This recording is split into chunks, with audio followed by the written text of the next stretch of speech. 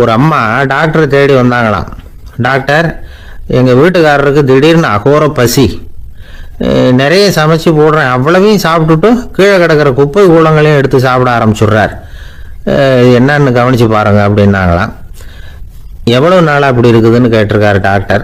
1 வாரமாக அப்படி இருக்குதுன்னாங்களாம். இவ்வளவு நாளாக ஏன் சும்மா இருந்தீங்க, ஆரம்பத்திலேயே இங்கே அழைச்சிட்டு வர வேண்டியது தானே அப்படின்னாரான் டாக்டர். அது ஒன்றும் இல்லை டாக்டர், வீடு பூரா சுத்தமாகட்டுமேன்னு பார்த்துக்கிட்டு இருந்தேன் அப்படின்னாங்களாம் அந்த அம்மா.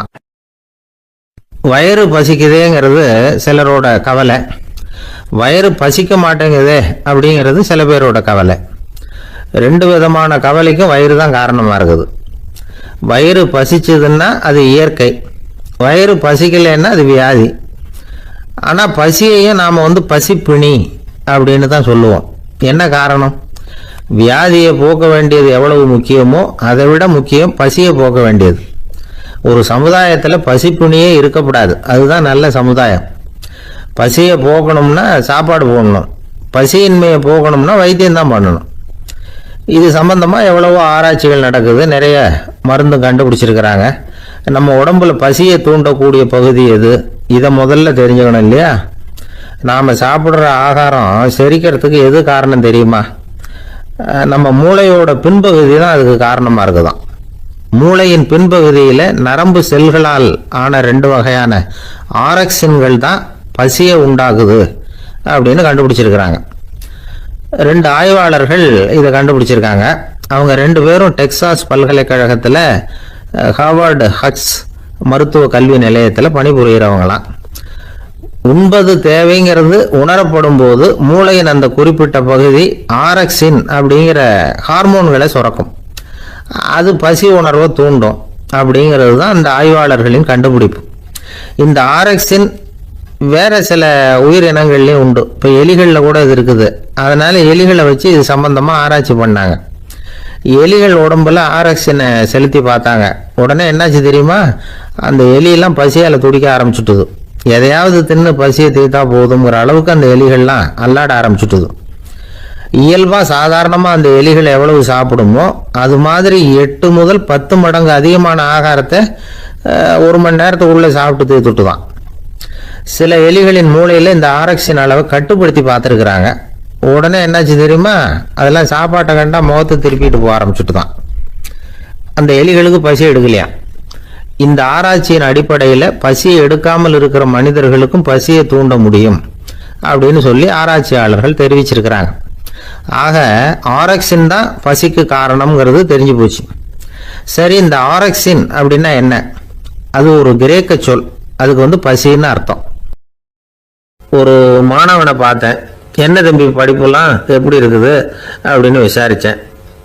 அவன் ரொம்ப அழுத்துக்கிட்டான். நான் நல்லா தான் சார் படிக்கிறேன், இருந்தாலும் புத்தியில் சரியாக ஏற மாட்டேங்குது சார் அப்படின்னா.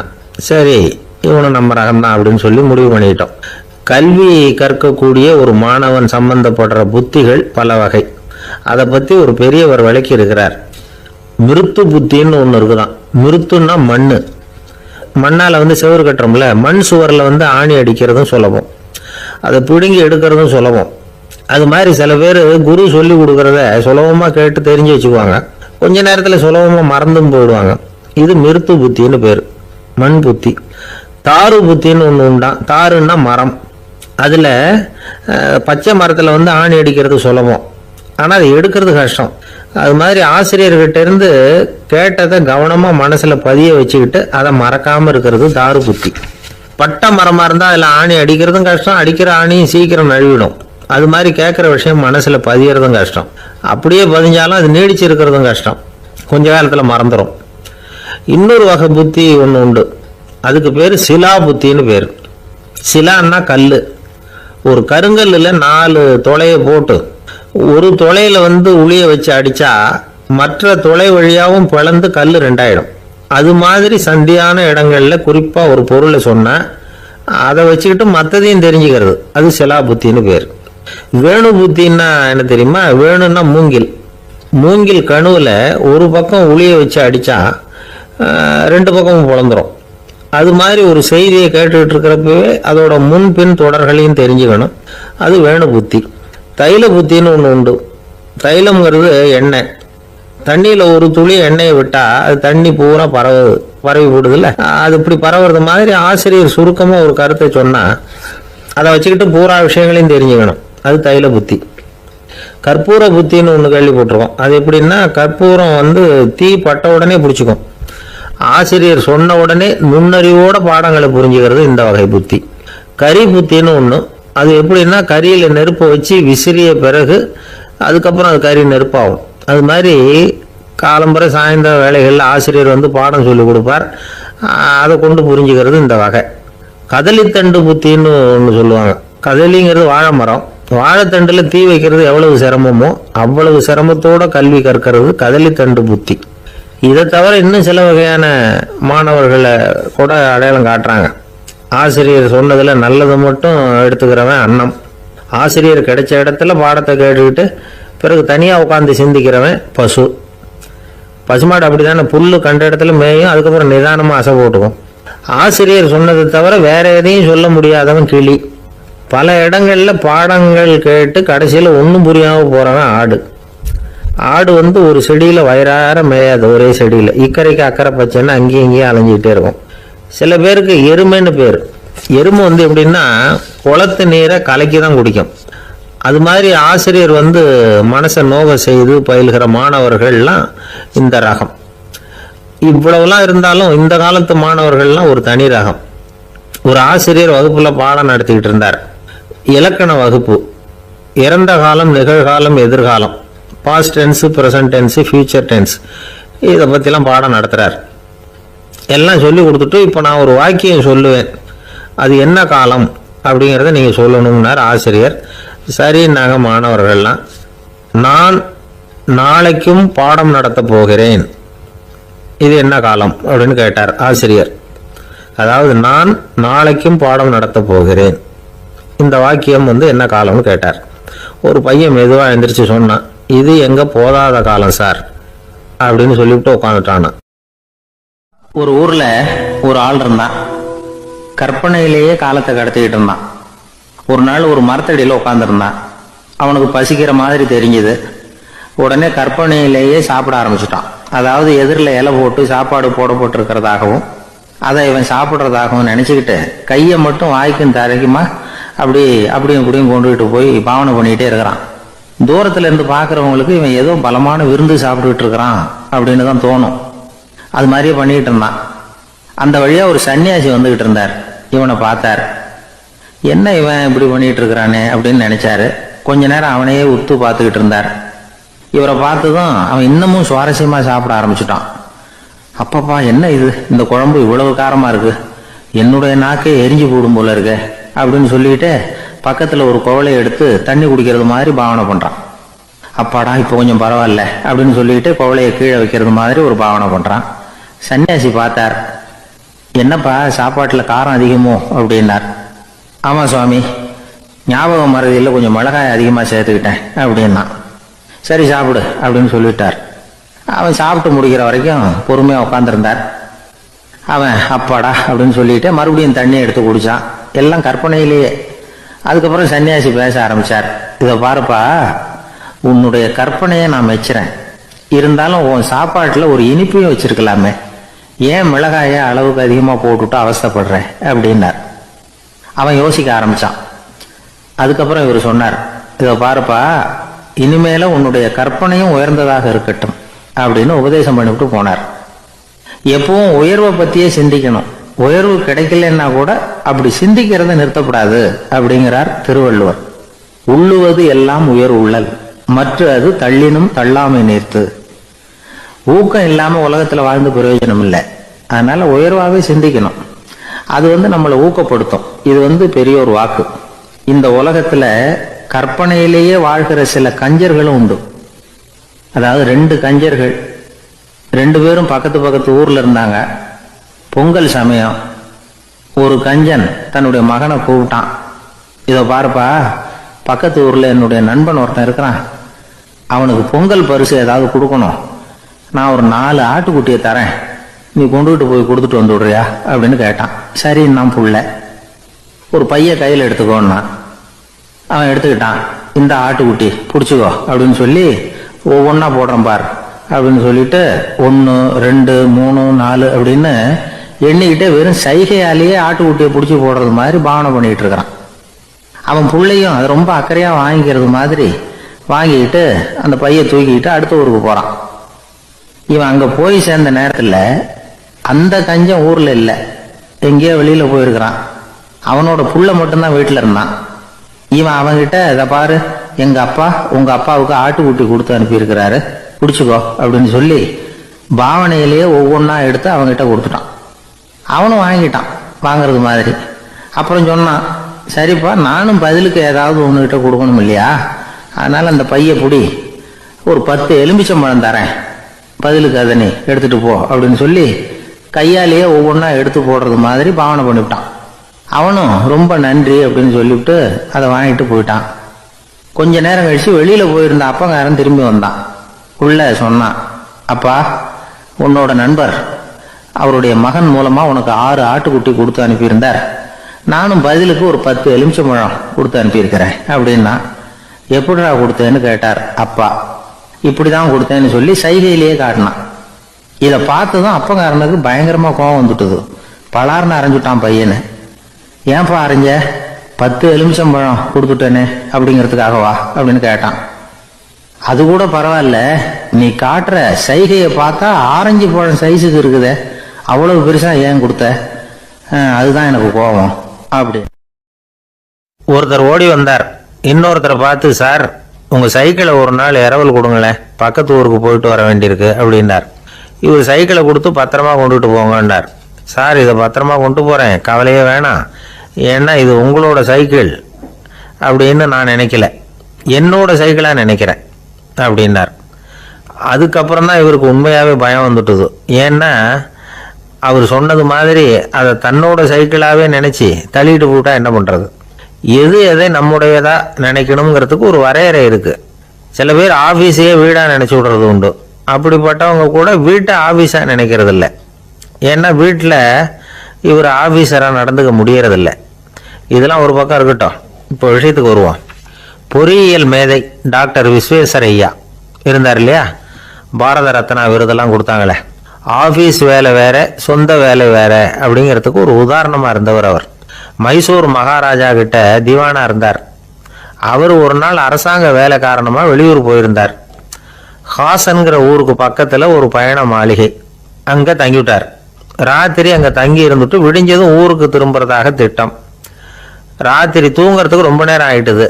ரொம்ப நேரம் வரைக்கும் அரசாங்க சம்பந்தப்பட்ட வேலைகளையே பார்த்துக்கிட்டு இருக்கிறார். அரசாங்க ஃபைல்கள் நிறைய இருந்தது. அதையெல்லாம் ஒவ்வொன்றா எடுத்தார், படித்து பார்த்தார், பரிசீலனை பண்ணார். அது அதில் எழுத வேண்டியதை எழுதினார், கையெழுத்து போட்டார். ஒரு வழியாக அந்த வேலையெல்லாம் முடிஞ்சுது. அதுக்கப்புறம் என்ன பண்ணார்னா, தன்னுடைய சூட்கேஸை திறந்தார். அதிலிருந்து 2 மெழுகுவத்தியை எடுத்து கொளுத்தி வச்சார். அந்த பயண மாளிகையில் அது வரைக்கும் எரிஞ்சுக்கிட்டு இருந்த மின்சார விளக்குகளை அணைச்சிட்டார். அதுக்கு பிறகு அந்த மெழுகுவத்தி வெளிச்சத்தில் சில புத்தகங்களை தொடர்ந்து படிக்க ஆரம்பிச்சிட்டார். அந்த பயண மாளிகையில் பணியாளராக இருந்தவர் இதை பார்த்துட்டு ஓடி வந்தார். மறுபடியும் மின் விளக்கு போடுறதுக்காக போனார். விஸ்வேஸ்வரய்யா அதை பார்த்துட்டு போட வேணாம்ட்டாராம். இது வரைக்கும் நான் அரசாங்க அலுவல்களை கவனிச்சுக்கிட்டு இருந்தேன், அதனால் மின் விளக்குகள் அப்போ எரிஞ்சதில் தப்பு இல்லை. இப்போ நான் புத்தகம் படிச்சுக்கிட்டு இருக்கேன், இது என்னுடைய சொந்த வேலை, இங்கே இருக்கிற மின் விளக்கு அதுக்காக ஏன் எரியணும் அப்படின்னு கேட்டாராம். இப்போ இருக்கிற சில அரசு பணியாளர்கள்கிட்ட இந்த சம்பவத்தை பேச்சோட பேச்சா சொல்லி பார்த்தேன். அவங்களால இதை ஜீரணிக்கவே முடியல. நேர்மை தேவைதான் சார், அதுக்காக அவ்வளவு தூரத்துக்கு அது தேவையா அப்படிங்கிறாங்க. விஸ்வேஸ்வரய்யா அப்படி பண்ணினது தான் ஒரு நேர்மையாளர் அப்படின்னு இந்த உலகத்துக்கு நிரூபிக்கணுங்கிறதுக்காக இல்லை. தான் அப்படி நடந்து காட்டினா தன்னை சுற்றி இருக்கிறவங்களும் அதை கேள்விப்படுறவங்களும் முடிஞ்ச அளவுக்கு பொது வாழ்க்கையில் அரசு பணியில் நேர்மையை கடைபிடிக்க முயற்சி பண்ணலாமே அப்படிங்கிறதுக்காகத்தான். இப்போவும் சில பேர் இருக்கிறாங்க, இவங்க ஆஃபீஸ் வேற வீடு வேறன்னு நினைக்கிறது இல்லை, அவ்வளோ உரிமை. ஒருத்தர் அப்படிதான், அவருக்கு அவசரமாக 5000 ரூபா தேவைப்பட்டது. ஆஃபீஸு பணத்தை எடுத்துக்கிட்டார். அந்த நேரம் பார்த்து ஆடிட் வந்துட்டுது, ஆப்பிட்டுக்கிட்டார். விசாரணை நடக்குது. அவர் சொல்கிறார், சார் நான் நேரம் காலம் பார்க்காம ஆஃபீஸில் வேலை செய்வேன், ஏன்னா அதை என்னோட ஆஃபீஸாக நினைக்கிறேன். அவசரத்துக்கு அந்த பணத்தை எடுத்தேன், மறுபடியும் வச்சுடலாம்னு தான் இருந்தேன், அதுக்குள்ளே இப்படி ஆகிட்டுது. நீங்கள் என்ன நினச்சாலும் சரி, நான் ஆஃபீஸ் வேறு வீடு வேறு அப்படின்னு நினைக்கிறது இல்லை, அது என்னோட சுபாவம் அப்படின்னார். விசாரணை பண்ணவர் தீர்ப்பு வழங்கினார்.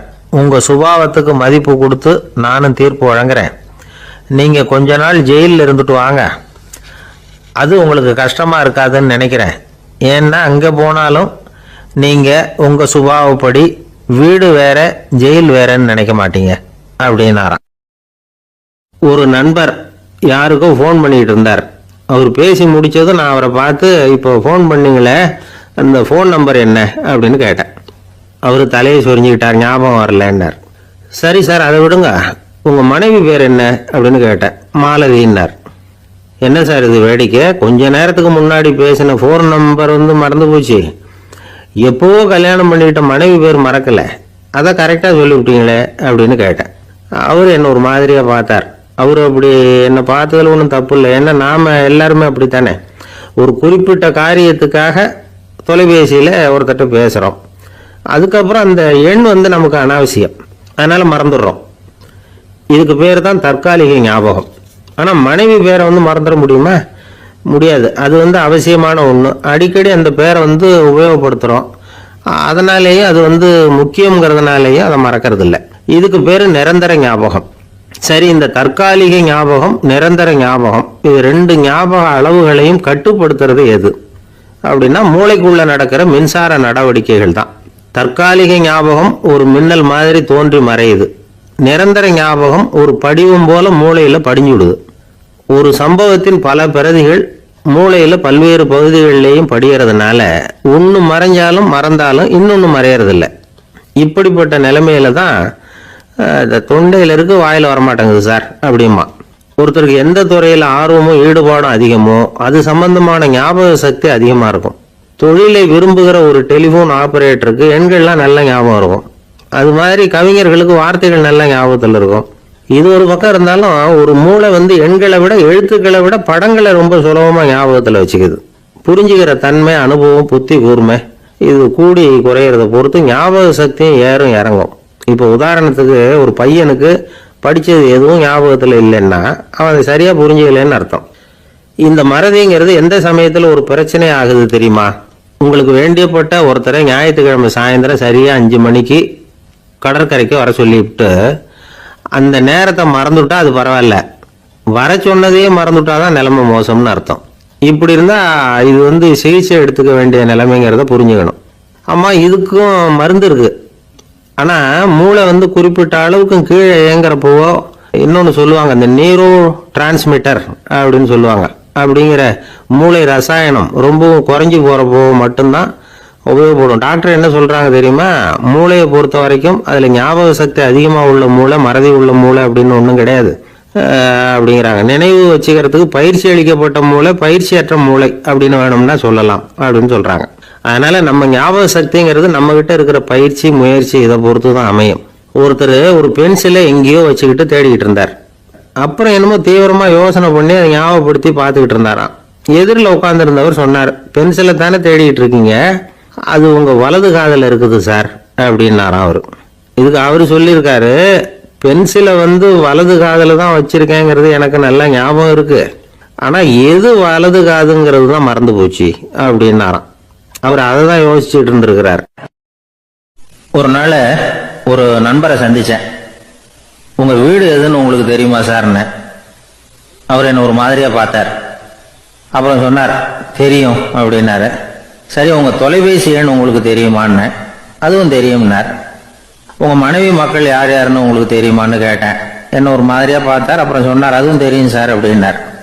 சரி, நீங்க யாருன்னு உங்களுக்கு தெரியுமான்னு கேட்டேன். இப்போதான் அவர் முழிக்க ஆரம்பிச்சார். அவர் மட்டும் அப்படி இல்லை, நாம எல்லாருமே அப்படிதான். எதிரில் நிற்கிறது யாருங்கிறது தெரியும், நாம யாருன்னு நமக்கு தெரியாது. உண்மையிலேயே நாம யார்? இந்த கேள்விக்கான பதில தான் வாழ்க்கை பூரா நாம தேடிட்டு இருக்கிறோம். புத்தர் என்ன சொல்றாரு தெரியுமா? நீங்க கடவுளை பத்தி கவலைப்பட தேவையில்லை, உங்களை பத்தின கவலை உங்களுக்கு இருந்தா போதும் அப்படிங்கிறார். நான் யார், எனக்கு ஏன் இந்த கவலை அப்படின்னு உங்களை நீங்களே கேட்டுக்குங்க அப்படிங்கிறார். நாம ஏன் கடவுளை படைச்சோம்? அது ஒரு நழுவல் முயற்சியா, அதாவது தன்னிடமிருந்து தானே தப்பிக்கிற ஒரு முயற்சியா. இப்படிதான் அதை சொல்றாங்க அறிஞர்கள்லாம். மக்கள் பொய்யான பிரச்சனைகள்ல ஆர்வமா இருக்கிறாங்க. அதுக்கு தீர்வு காணவும் முயற்சி பண்றாங்க. கடவுளை பத்தி விவாதிக்க எல்லாருக்கும் விருப்பம். தன்னுடைய சுயம் பற்றிய பிரச்சனையே இருக்கிறது இல்ல. ஆகக்கூடிய விஷயம் என்னன்னா, கடவுள் சமாளிப்புக்கு பயன்படுத்தப்படுகிறார். மனவியல் என்ன சொல்லுது தெரியுமா? கடவுள், சொர்க்கம், மறுபிறவி இதை பத்தி எல்லாம் பேச ஆரம்பிக்கிறவங்க யார் தெரியுமா?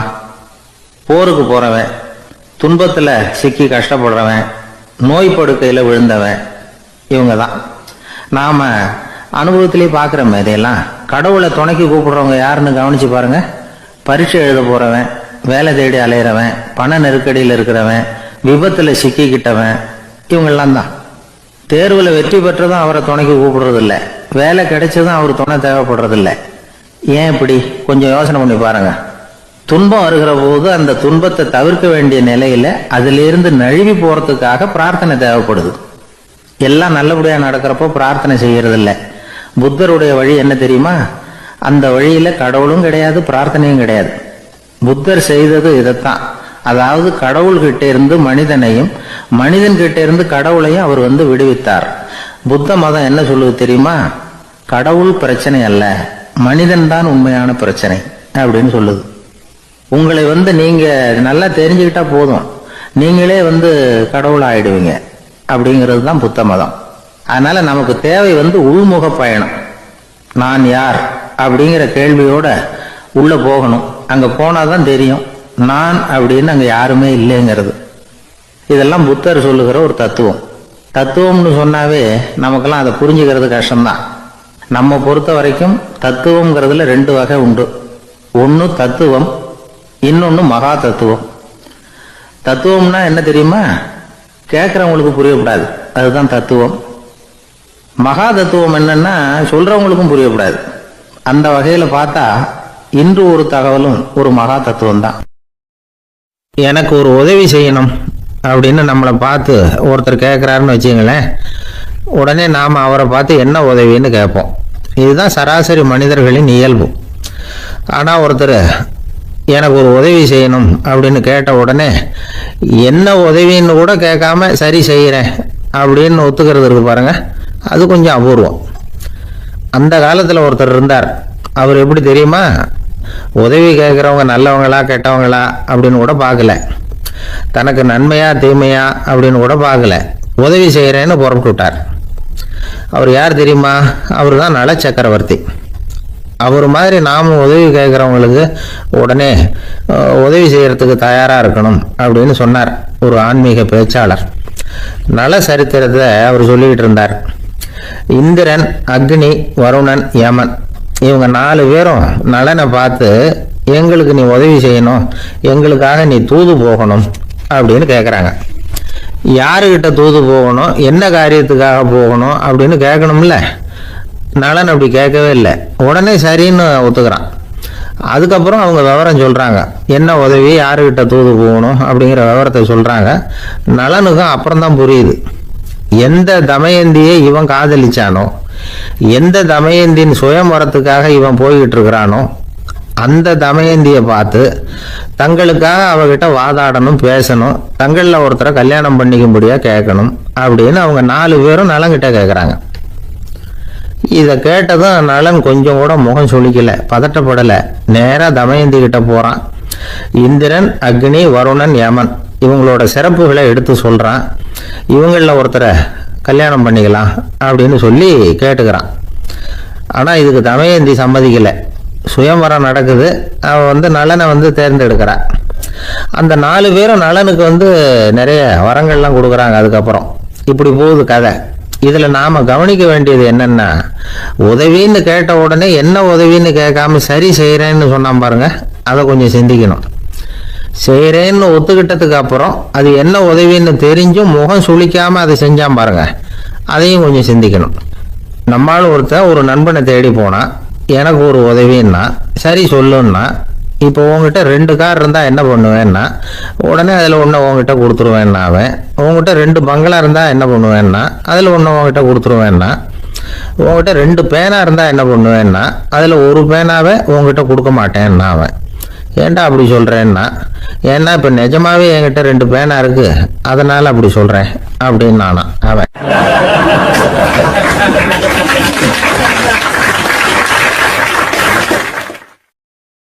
ஒரு ஊரில் ஒரு மன்னர் இருந்தார். அழகான அரண்மனையில் அவர் இருந்தார். அந்த அரண்மனையை விட அழகாக ஒரு மாளிகையை அந்த ஊர்லேயே வேற ஒருத்தன் கட்டியிருந்தான். அப்படி கட்டி முடிச்சதில் அவனுக்கு ரொம்ப பெருமை. எத்தனையோ செல்வந்தர்கள்லாம் வந்து பார்த்துட்டு, இந்த மாளிகையை விலைக்கு கொடுத்துட்றியா, எவ்வளவு விலை சொன்னாலும் சரி நாங்கள் வாங்கிக்கிறதுக்கு தயாராக இருக்கோம் அப்படின்னு சொல்லி கேட்டு பார்த்துட்டாங்க. நான் இதை விற்கிறதுக்கு தயாராக இல்லை அப்படின்னு சொல்லிவிட்டான். அவ்வளவு சிறப்பாக கலை அம்சத்தோடு அதை கட்டி முடிச்சிருக்கிறான். அதுவே ஒரு பெரிய அரண்மனை மாதிரி இருந்ததுன்னா பார்த்துங்களேன். சுற்றிலும் அழகான பூந்தோட்டம். ஒரு நாள் அவன் எங்கேயோ வெளியூர் போயிட்டு திரும்பி வந்துகிட்டு இருக்கிறான். அப்போ அந்த மாளிகை தீப்பெட்டி எரிஞ்சிக்கிட்டு இருக்கு. பதறி போட்டான். விலைக்கு கேட்டவங்க யாராவது இதை செஞ்சிருக்கணும், இல்லைன்னா மன்னரே செய்த சதியோ என்னவோ, இப்படிலாம் அவனுக்கு சந்தேகம்.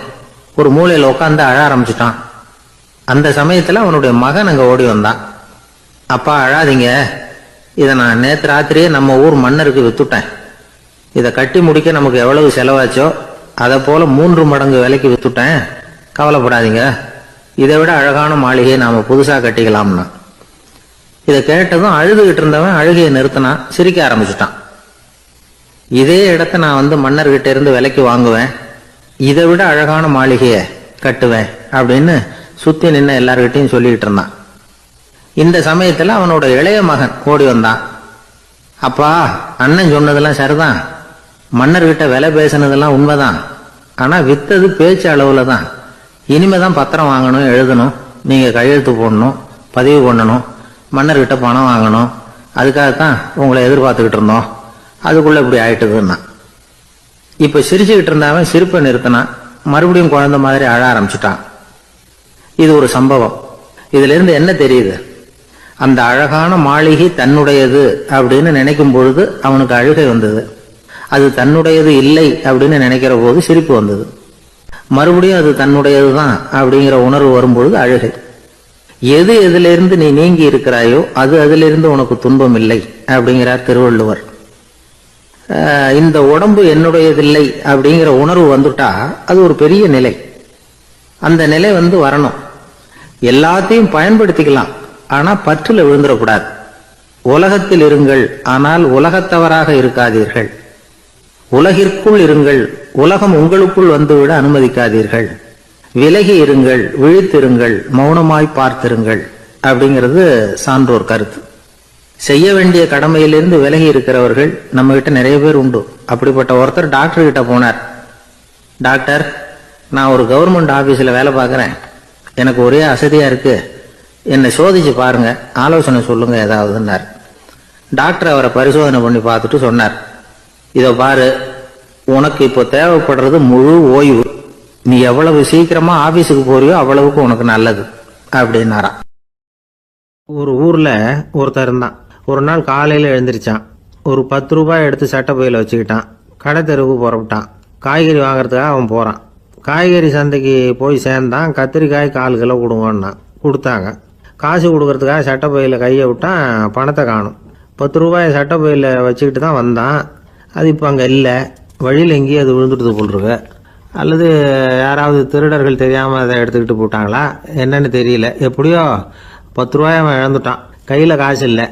அதனால் கத்திரிக்காயை திருப்பி கொடுத்துட்டு கவலையோட வீட்டுக்கு திரும்பி வந்தான். அதையே நினச்சிக்கிட்டு இருந்தான். அவனுக்கு துக்கம் அதிகமாக போச்சு. அழ ஆரம்பிச்சுட்டான். காய்கறிகள் வாங்கிட்டு வந்து ஆனந்தமாக சமைச்சு சாப்பிடலாம்னு நினச்சோம், அது முடியாமல் போச்சேங்கிற கவலை அவனுக்கு. அதனால் அதை மறக்கவே முடியல. இது நடந்து கொஞ்ச நாள் ஆச்சு. அதே மனுஷன் இன்னொரு நாள் அதே மாதிரி புறப்பட்டான். பணத்தை எடுத்து பையில வச்சுக்கிட்டான். காய்கறி சந்தையை நோக்கி போய்கிட்டு இருக்கிறான். இப்போ வழியில் ஒரு ஏழை பையனை பார்த்தான். தம்பி, எங்கே போகிற அப்படின்னு கேட்டான். ஐயா, பள்ளிக்கூடத்துக்கு போய்கிட்டு இருக்கிறேன் அவன். சரி, அதுக்கே இவ்வளவு கவலையோடு போய்கிட்டு இருக்கிற அப்படின்னு விசாரித்தான் அவன். ஐயா, நான் ரொம்ப ஏழை, வீட்டில் வசதி இல்லை, பரீட்சைக்கு பணம் கட்டணும், இன்னைக்கு கடைசி நாள், என்ன செய்யறதுன்னு தெரியலன்னா. இவன் பார்த்தான். தாங்கிட்ட இருக்கிற பணத்தை எடுத்து அந்த பையன்கிட்ட கொடுத்தான். இதை வச்சுக்கோ, உடனே பணத்தை கட்டு, நல்லா படி, பரீட்சை எழுது அப்படின்னு சொல்லிவிட்டு திரும்பி வந்துட்டான். வெறுங்கையோடு திரும்பி வந்தும் வீட்டில் கேட்குறாங்க, எங்கே காய்கறின்னு வழக்கம் போல் கேட்டாங்க. இவன் நடந்ததை சொன்னான். இப்போ வீட்டில் இருந்தவங்க அவங்ககிட்ட ஒரு கேள்வி கேட்டாங்க. ஏங்க இதே மாதிரி முன்னாடி ஒரு தடவை காய்கறி வாங்க போய் வெறுங்கையோடு திரும்பி வந்தீங்க, இப்போவும் வெறுங்கையோடு தான் திரும்பி வந்திருக்கிறீங்க. ஆனால் முன்னாடி வந்தப்போ வருத்தமாக இருந்தீங்க, இப்போ உங்கள் முகத்தில் வருத்தம் தெரியலையே அப்படின்னு கேட்டிருக்கிறான். அதாவது வீட்டில் இருக்கிறவங்க கேட்டாங்களாம். இப்போ அந்த மனுஷன் யோசிக்க ஆரம்பித்தானான், இந்த 2 நிகழ்வுகளுக்கு என்ன வித்தியாசம்? போன தடவை அவன் பணத்தை இழந்தான், இந்த தடவை அவன் பணத்தை இழந்திருக்கிறான். போன தடவை யாரோ திருடிட்டு போயிட்டாங்க, இந்த தடவை அவனாவே ஒரு பையன் பேரில் இறக்கப்பட்டு எடுத்து கொடுத்துருக்குறான். அன்னைக்கு பணம் போயிட்டுதேன்னு வருத்தமாக இருந்தது, இன்றைக்கி பணம் போனாலும் மனசுக்கு மகிழ்ச்சியாக இருக்குது, நிறைவாக இருக்குது. கொஞ்சம் யோசிச்சு பாருங்கள். பணத்தை இழந்தது மகிழ்ச்சிக்கோ வருத்தத்துக்கோ காரணமாக இருக்க முடியாது. அப்படின்னா வேற எது காரணம்? அன்றைக்கு பணத்தை இழந்துட்டேன்னு அழுதான், இன்றைக்கு பணத்தை இழந்தாலும் மகிழ்ச்சியாக இருக்கிறான். ஆகவே மகிழ்ச்சிக்கும் துக்கத்துக்கும் இழப்பு காரணம் அல்ல, இழப்பு பற்றிய நம்முடைய அறிவு தான் காரணம் அப்படிங்கிறது பெரியவர்களுடைய கருத்து. எந்த பொருளும் நமக்கு கவலையை உண்டு பண்ணுறதில்ல, அந்த பொருள் பேரில் நாம் வைக்கிற பற்று தான் கவலையை உண்டு பண்ணுது. பொருள்கள் நம்ம விட்டுட்டு போயிட்டா நாம் அழுதுகிட்டு இருக்கிறோம், நாமே அதுகளை விட்டுட்டு வந்துட்டா மகிழ்ச்சியாக இருக்கிறோம். இந்த உண்மையை புரிஞ்சுக்கிட்டு நம்முடைய வாழ்க்கையை நல்ல விதமாக அமைச்சிக்கணும். ஒரு ஆள் அழுதுகிட்டு இருந்தான், ஏன்டா அழுகுறேன்னு கேட்குறார் ஒருத்தர். இழக்கிறதுக்கு எதுவும் இல்லை அதனால் அழறேன்னா. என்னடா சொல்கிறேன்னார். கிட்ட வாங்க சொல்கிறேன்னா. இந்த மணி பர்ஸை வேற ஒருத்தன் பாக்கெட்லேருந்து திருடினேன், அப்புறம் தான் புரிஞ்சுது அவங்ககிட்ட இழக்கிறதுக்கு எதுவும் இல்லைங்கிறது.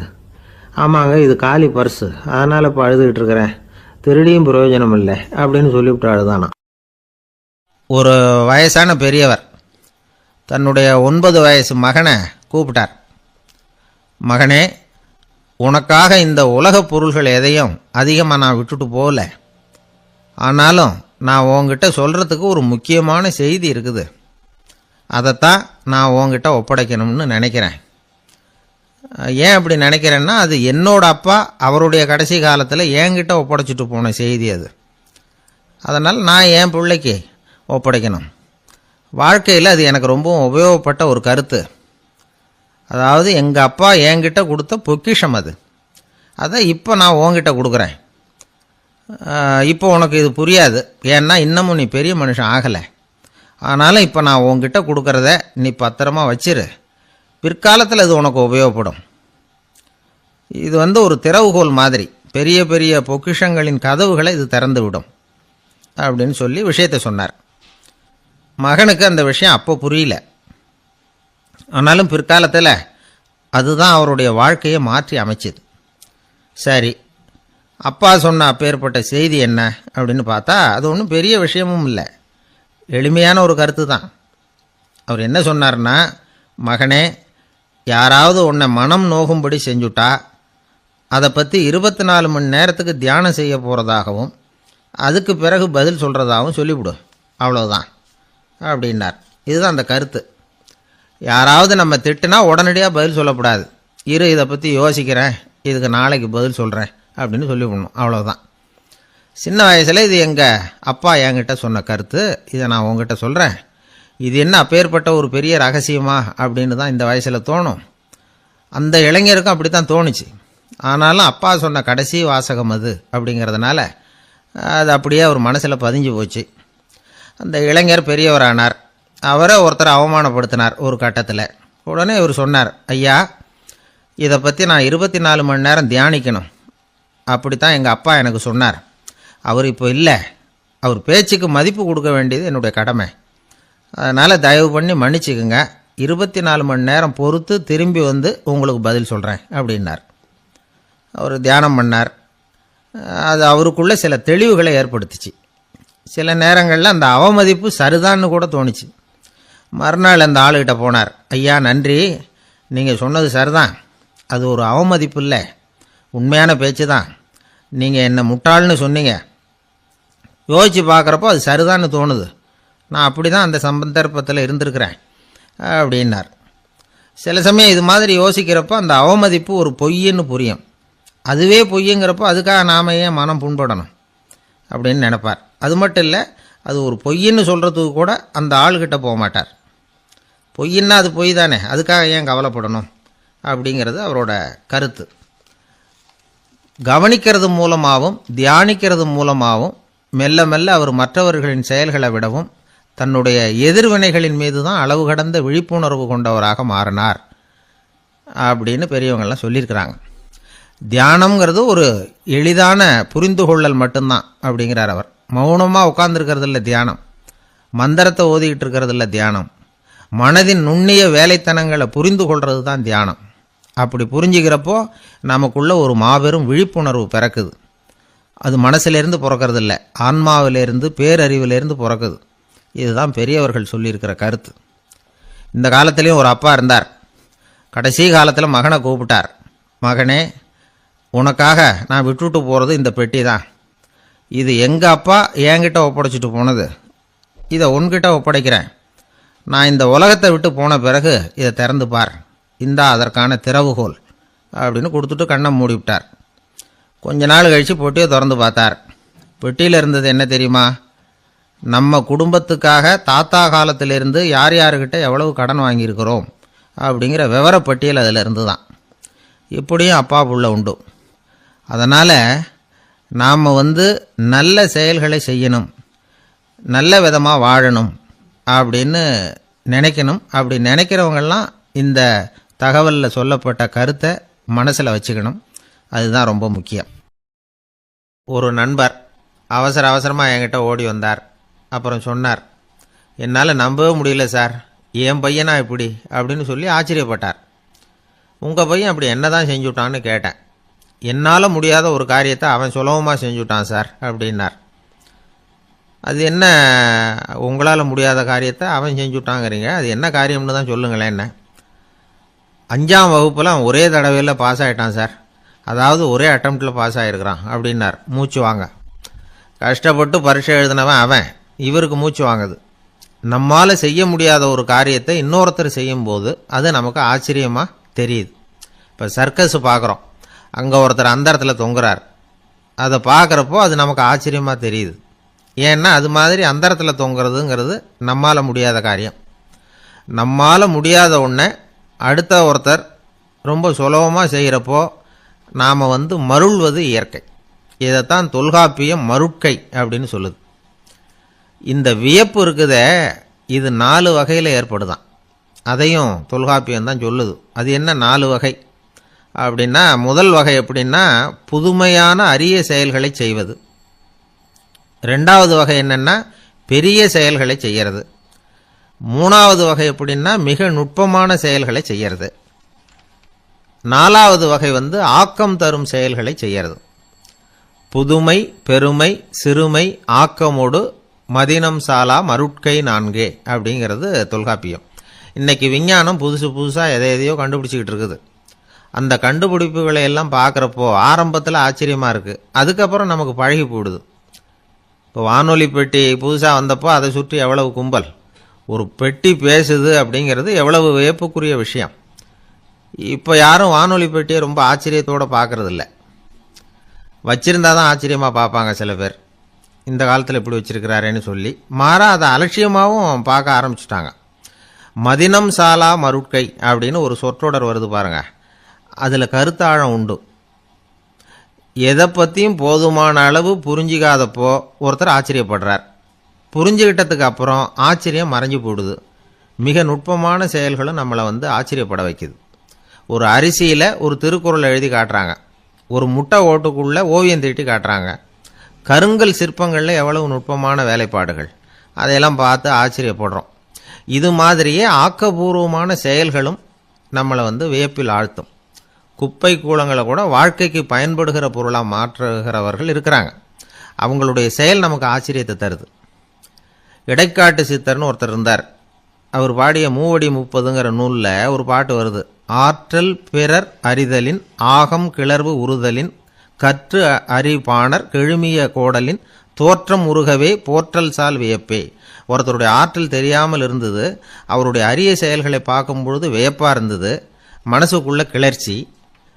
பாவலர்கள் இவர்கள் புகழப்பாடி மற்றவர்களும் தெரிந்து கொள்ளுமாறு செய்கிறார்கள். ஆக எல்லா வகையிலையுமே மக்கள் தங்களுடைய வாழ்க்கையில் முன்னேறுவதற்கு வழிகாட்டுகிற ஒரு மெய்ப்பாடு தான் வியப்புங்கிறது. இன்றைக்கி இளைஞர்கள் இதை நல்லா புரிஞ்சுக்கணும். ஆச்சரியப்படுங்கள், ஆச்சரியப்பட வைப்பீர்கள். இந்த காலத்தில் நம்ம எப்படியெல்லாமோ ஆச்சரியப்பட வைக்கிற அதிசய மனிதர்கள் இருக்கிறாங்க. ஒரு ஆளை பிடிச்சி ஜெயிலுக்கு கொண்டுகிட்டு வந்தாங்க. சிறை அதிகாரி அவனை ரொம்பவும் ஆச்சரியமாக பார்த்தார். இவன் கேட்டான், ஏன் சார் அப்படி பார்க்குறீங்க, நான் இப்போ இங்கே வந்தது உங்களுக்கு ஆச்சரியமாக இருக்கா அப்படின்னு கேட்டான். இதுக்கு சிறை அதிகாரி சொன்னார், நீ இப்போ இங்கே வந்ததில் எனக்கு ஒன்றும் ஆச்சரியம் இல்லைப்பா, ஏற்கனவே நீ இங்கேருந்து விடுதலை ஆகி போய் 6 மாதம் ஆச்சு, இவ்வளவு லேட்டாக திரும்பி வர்றியா, அதுதான் எனக்கு ஆச்சரியம் அப்படின்னாராம். இது ஒரு வகையான ஆச்சரியம். ஆனால் வாழ்க்கையில் வியப்புங்கிறது ஒரு தேவைப்படுகிற மெய்ப்பாடு. ஆச்சரியப்படுவோம், ஆச்சரியப்பட வைப்போம். அப்படி இந்த உண்மையை புரிந்து கொண்டோம்னா நம்ம வாழ்க்கையில் வெற்றி நிச்சயம். ஒரு ஊரில் ஒரு சிற்பி இருந்தார். சிற்பின்னா அவர் ரொம்ப திறமையுள்ளவர். அதாவது எங்கேயாவது ஒரு கல் கிடந்தால் போதும், அதை அப்படியே எடுத்துகிட்டு வருவார். கொஞ்ச நாள் கழித்து அவர் இடத்துக்கு போய் பார்த்தா அழகாக ஒரு சிற்பம் உட்காந்துருக்கும். இந்த கல்லாக கிடந்தது சிற்பமாக மாறி இருக்கும். அந்த அளவுக்கு பண்ணிவிடுவார். அப்பேற்பட்ட சிற்பி. எப்படிங்க அவ்வளவு மோசமான ஒரு கல்லில் இருந்து இவ்வளவு அழகாக ஒரு சிற்பத்தை உங்களால் வடிக்க முடிஞ்சுது அப்படின்னு கேட்டால், அது ஒன்றும் பெரிய விஷயம் இல்லைங்க. இந்த சிற்பம் ஏற்கனவே அந்த கல்லுக்குள்ளே இருந்தது, இதை சுற்றி இருக்கிற வேண்டாத பகுதிகளெல்லாம் உளியால் கொத்தி எடுத்துவிட்டேன், அவ்வளவுதான் என் வேலை. உடனே உள்ளே இருந்தது வெளியில் வந்துட்டுது அப்படிம்பார். அந்த அளவுக்கு திறமைசாலி. ஒரு சின்ன பாறை இல்லைன்னா கருங்கல்ல பார்த்துட்டாருன்னா போகிறோம், விடமாட்டார். அந்த கல்லோட அமைப்பை கவனித்து பார்த்துட்டு இதுக்குள்ளே ஒரு வீரன் ஒளிஞ்சிருக்காம்பார். அவர் கண்ணுக்கு அதுக்கு தெரியும். இந்த கல்லுக்குள்ளே ஒரு துறவி உட்காந்துருக்காரும்பார். நமக்கெல்லாம் வெறும் கல்லாக தான் தெரியும். இந்த கல்லுக்குள்ளே ஒரு நடன மங்கை நடனம் ஆடிக்கிட்டு இருக்கா அப்படிம்பார். உடனே அந்த கல்லை கொண்டுகிட்டு வருவார். அவர் சொன்னது மாதிரியே உள்ளே இருக்கிற அவங்களையெல்லாம் வெளியில் கொண்டுகிட்டு வந்துடுவார். அதாவது வேண்டாத பகுதிகளெல்லாம் கொத்தி எடுத்துருவார். அவர் மொழியில் சொல்லப்போனால், இந்த சிற்பிக்கு ரொம்ப நாளாக மனசுக்குள்ளே ஒரு ஆசை. அதாவது உண்மை, தூய்மை, இதுக்கு உதாரணமாக இருக்கக்கூடிய புத்தர் சிலையை வடிக்கணும் அப்படிங்கிறது அவரோட ஆசை. ஆனால் அந்த ஆசை நிறைவேறாமலே இருந்துக்கிட்டு வந்தது. அதுக்கு என்ன காரணம்னா, அதுக்கு தகுந்த மாதிரி ஒரு கல் கிடைக்கல. கல் கிடைச்சா அதை செஞ்சுருவார். ரொம்ப காலமாக அங்கே இங்கே தேடி அலைஞ்சார். இந்த புத்தர் சிலை வடிக்கிறதுக்கு பொருத்தமாக ஒரு கல் கிடைக்குமா அப்படின்னு சொல்லி கண்ணில் படுற கல்லையெல்லாம் உத்து உத்து பார்ப்பார். உள்ளே புத்தர் இருக்காரான்னு கவனிப்பார். இருக்கிற மாதிரி எதுவும் தெரியல அவர் கண்ணுக்கு. சரி, இதுக்கு என்ன செய்யலாம்னு யோசனை பண்ணார். நேராக ஒரு புத்த மடாலயத்துக்கு போனார். அங்கே இருக்கிற ஒரு புத்த துறவியை சந்தித்தார். அவர்கிட்ட விசாரித்தார், சுவாமி, புத்தரின் தூய்மை ஒளிஞ்சிருக்கிற அந்த கல் எங்கே கிடைக்கும் அப்படின்னார். அந்த கல் இருக்கிற இடம் எதுன்னு இன்னமும் உங்களுக்கு தெரியலையா அப்படின்னு கேட்டார் துறவி. இல்லைங்க, அதுக்காகத்தான் அலைஞ்சிக்கிட்டு இருக்கிறேன் அப்படின்னார் இவர். சரி, கவலைப்படாதீங்க, ஏன் கூட வாங்க காட்டுறேன் அப்படின்னு அழைச்சிட்டு போனார். எங்கே போனார்னா, அந்த மடாலயத்தின் பின்பக்கம் போனாங்க. 2 பேரும் போனாங்க. அங்கே போய் பார்த்தா அங்கே ஒரு கிணறு இருந்தது. என்ன அது, நாம் கேட்டது கல், இவர் அழைச்சிட்டு வந்து காட்டுறது கிணறு அப்படின்னு இவருக்கு சந்தேகம். ஒரு மாதிரியாக பார்த்தார். அவர் சொன்னார், துறவி, எட்டி பாருங்க உள்ள அப்படின்னாரு. கிணறுக்குள்ளே என்ன இருக்கும்னு இவருக்கு தெரியாதா, இருந்தாலும் அவர் சொல்கிறாரு அப்படின்னு சொல்லி எட்டி பார்த்தார். பார்த்தா அதில் தண்ணி இருந்தது. அந்த தண்ணியில் தன்னோட உருவம் தெரிஞ்சுது. இப்போ அந்த புத்த ஞானி சொன்னார், துறவியாரே, புத்தரை நாம தான் ஒழிச்சு வச்சிருக்கிறோம், நமக்குள்ளே தான் அவர் மறைஞ்சிருக்கிறார். அவரை அடையாளம் தெரியாதபடி மூடி இருக்கிறது எது தெரியுமா? நம்மக்கிட்ட இருக்கிற கோபம், போலித்தனம், பதட்டம், ஆசை, இதெல்லாம் தான். அறிவு அப்படிங்கிற ஒளியால் அதையெல்லாம் செதுக்கி எடுத்துட்டோம்னா அந்த அழகான புத்தர் வெளியில் வந்துடுவார் அப்படின்னு சொன்னார் துறவி. அதனால் நமக்குள்ளே இருக்கிற நம்மளை நமக்கே அடையாளம் தெரியல அப்படிங்கிறது தான் உண்மை. அந்த உண்மையான மனிதன் உள்ளே இருக்கிறான். இவர் கல்லை பார்த்துட்டு உள்ளே யார் இருக்காங்கிறது அவருக்கு தெரிஞ்சுது சிற்பிக்கு. ஆனால் உண்மையான புத்தர் எங்கே இருக்காருங்கிறத அவரால் அடையாளம் கண்டுபிடிக்க முடியல. அப்படி தான் பல பேர் இன்றைக்கி இருந்துக்கிட்டு இருக்கிறோம். ஒரு அப்பா தன்னுடைய பிள்ளைக்கு புத்தி சொன்னார், அதோ பார்ப்பா, மனசு தான் கல், அறிவு தான் உளி. உன்னுடைய மனசுங்கிற கல்லை அறிவுங்கிற ஒளியால் செதுக்கி அழகான மனிதனாக நீ வெளியில் வரணும்னார். அதுக்காக தான்ப்பா தேடிகிட்டு இருக்கேன்னா அவன். மனசுங்கிற கல்லை தேடிக்கிட்டு இருக்கிறியா அப்படின்னு கேட்டார். இல்லைப்பா, அறிவுங்கிற உளி எங்கே இருக்குன்னு தெரியல எனக்கு, அதை தான் தேடிகிட்டு இருக்கிறேன் அப்படின்னு நானா. அதனால் அறிவை தேடிகிட்டு இருக்கிறவன் என்னைக்கு உண்மையை கண்டுபிடிக்க போகிறான், அதையே கண்டுபிடிக்க முடியலைங்கும் பொழுது. அதனால் நாம் யார் அப்படிங்கிறது நமக்கு அடையாளம் தெரியணும். அந்த அடையாளம் தெரிஞ்சுட்டா வாழ்க்கையில் வெற்றி நிச்சயம்.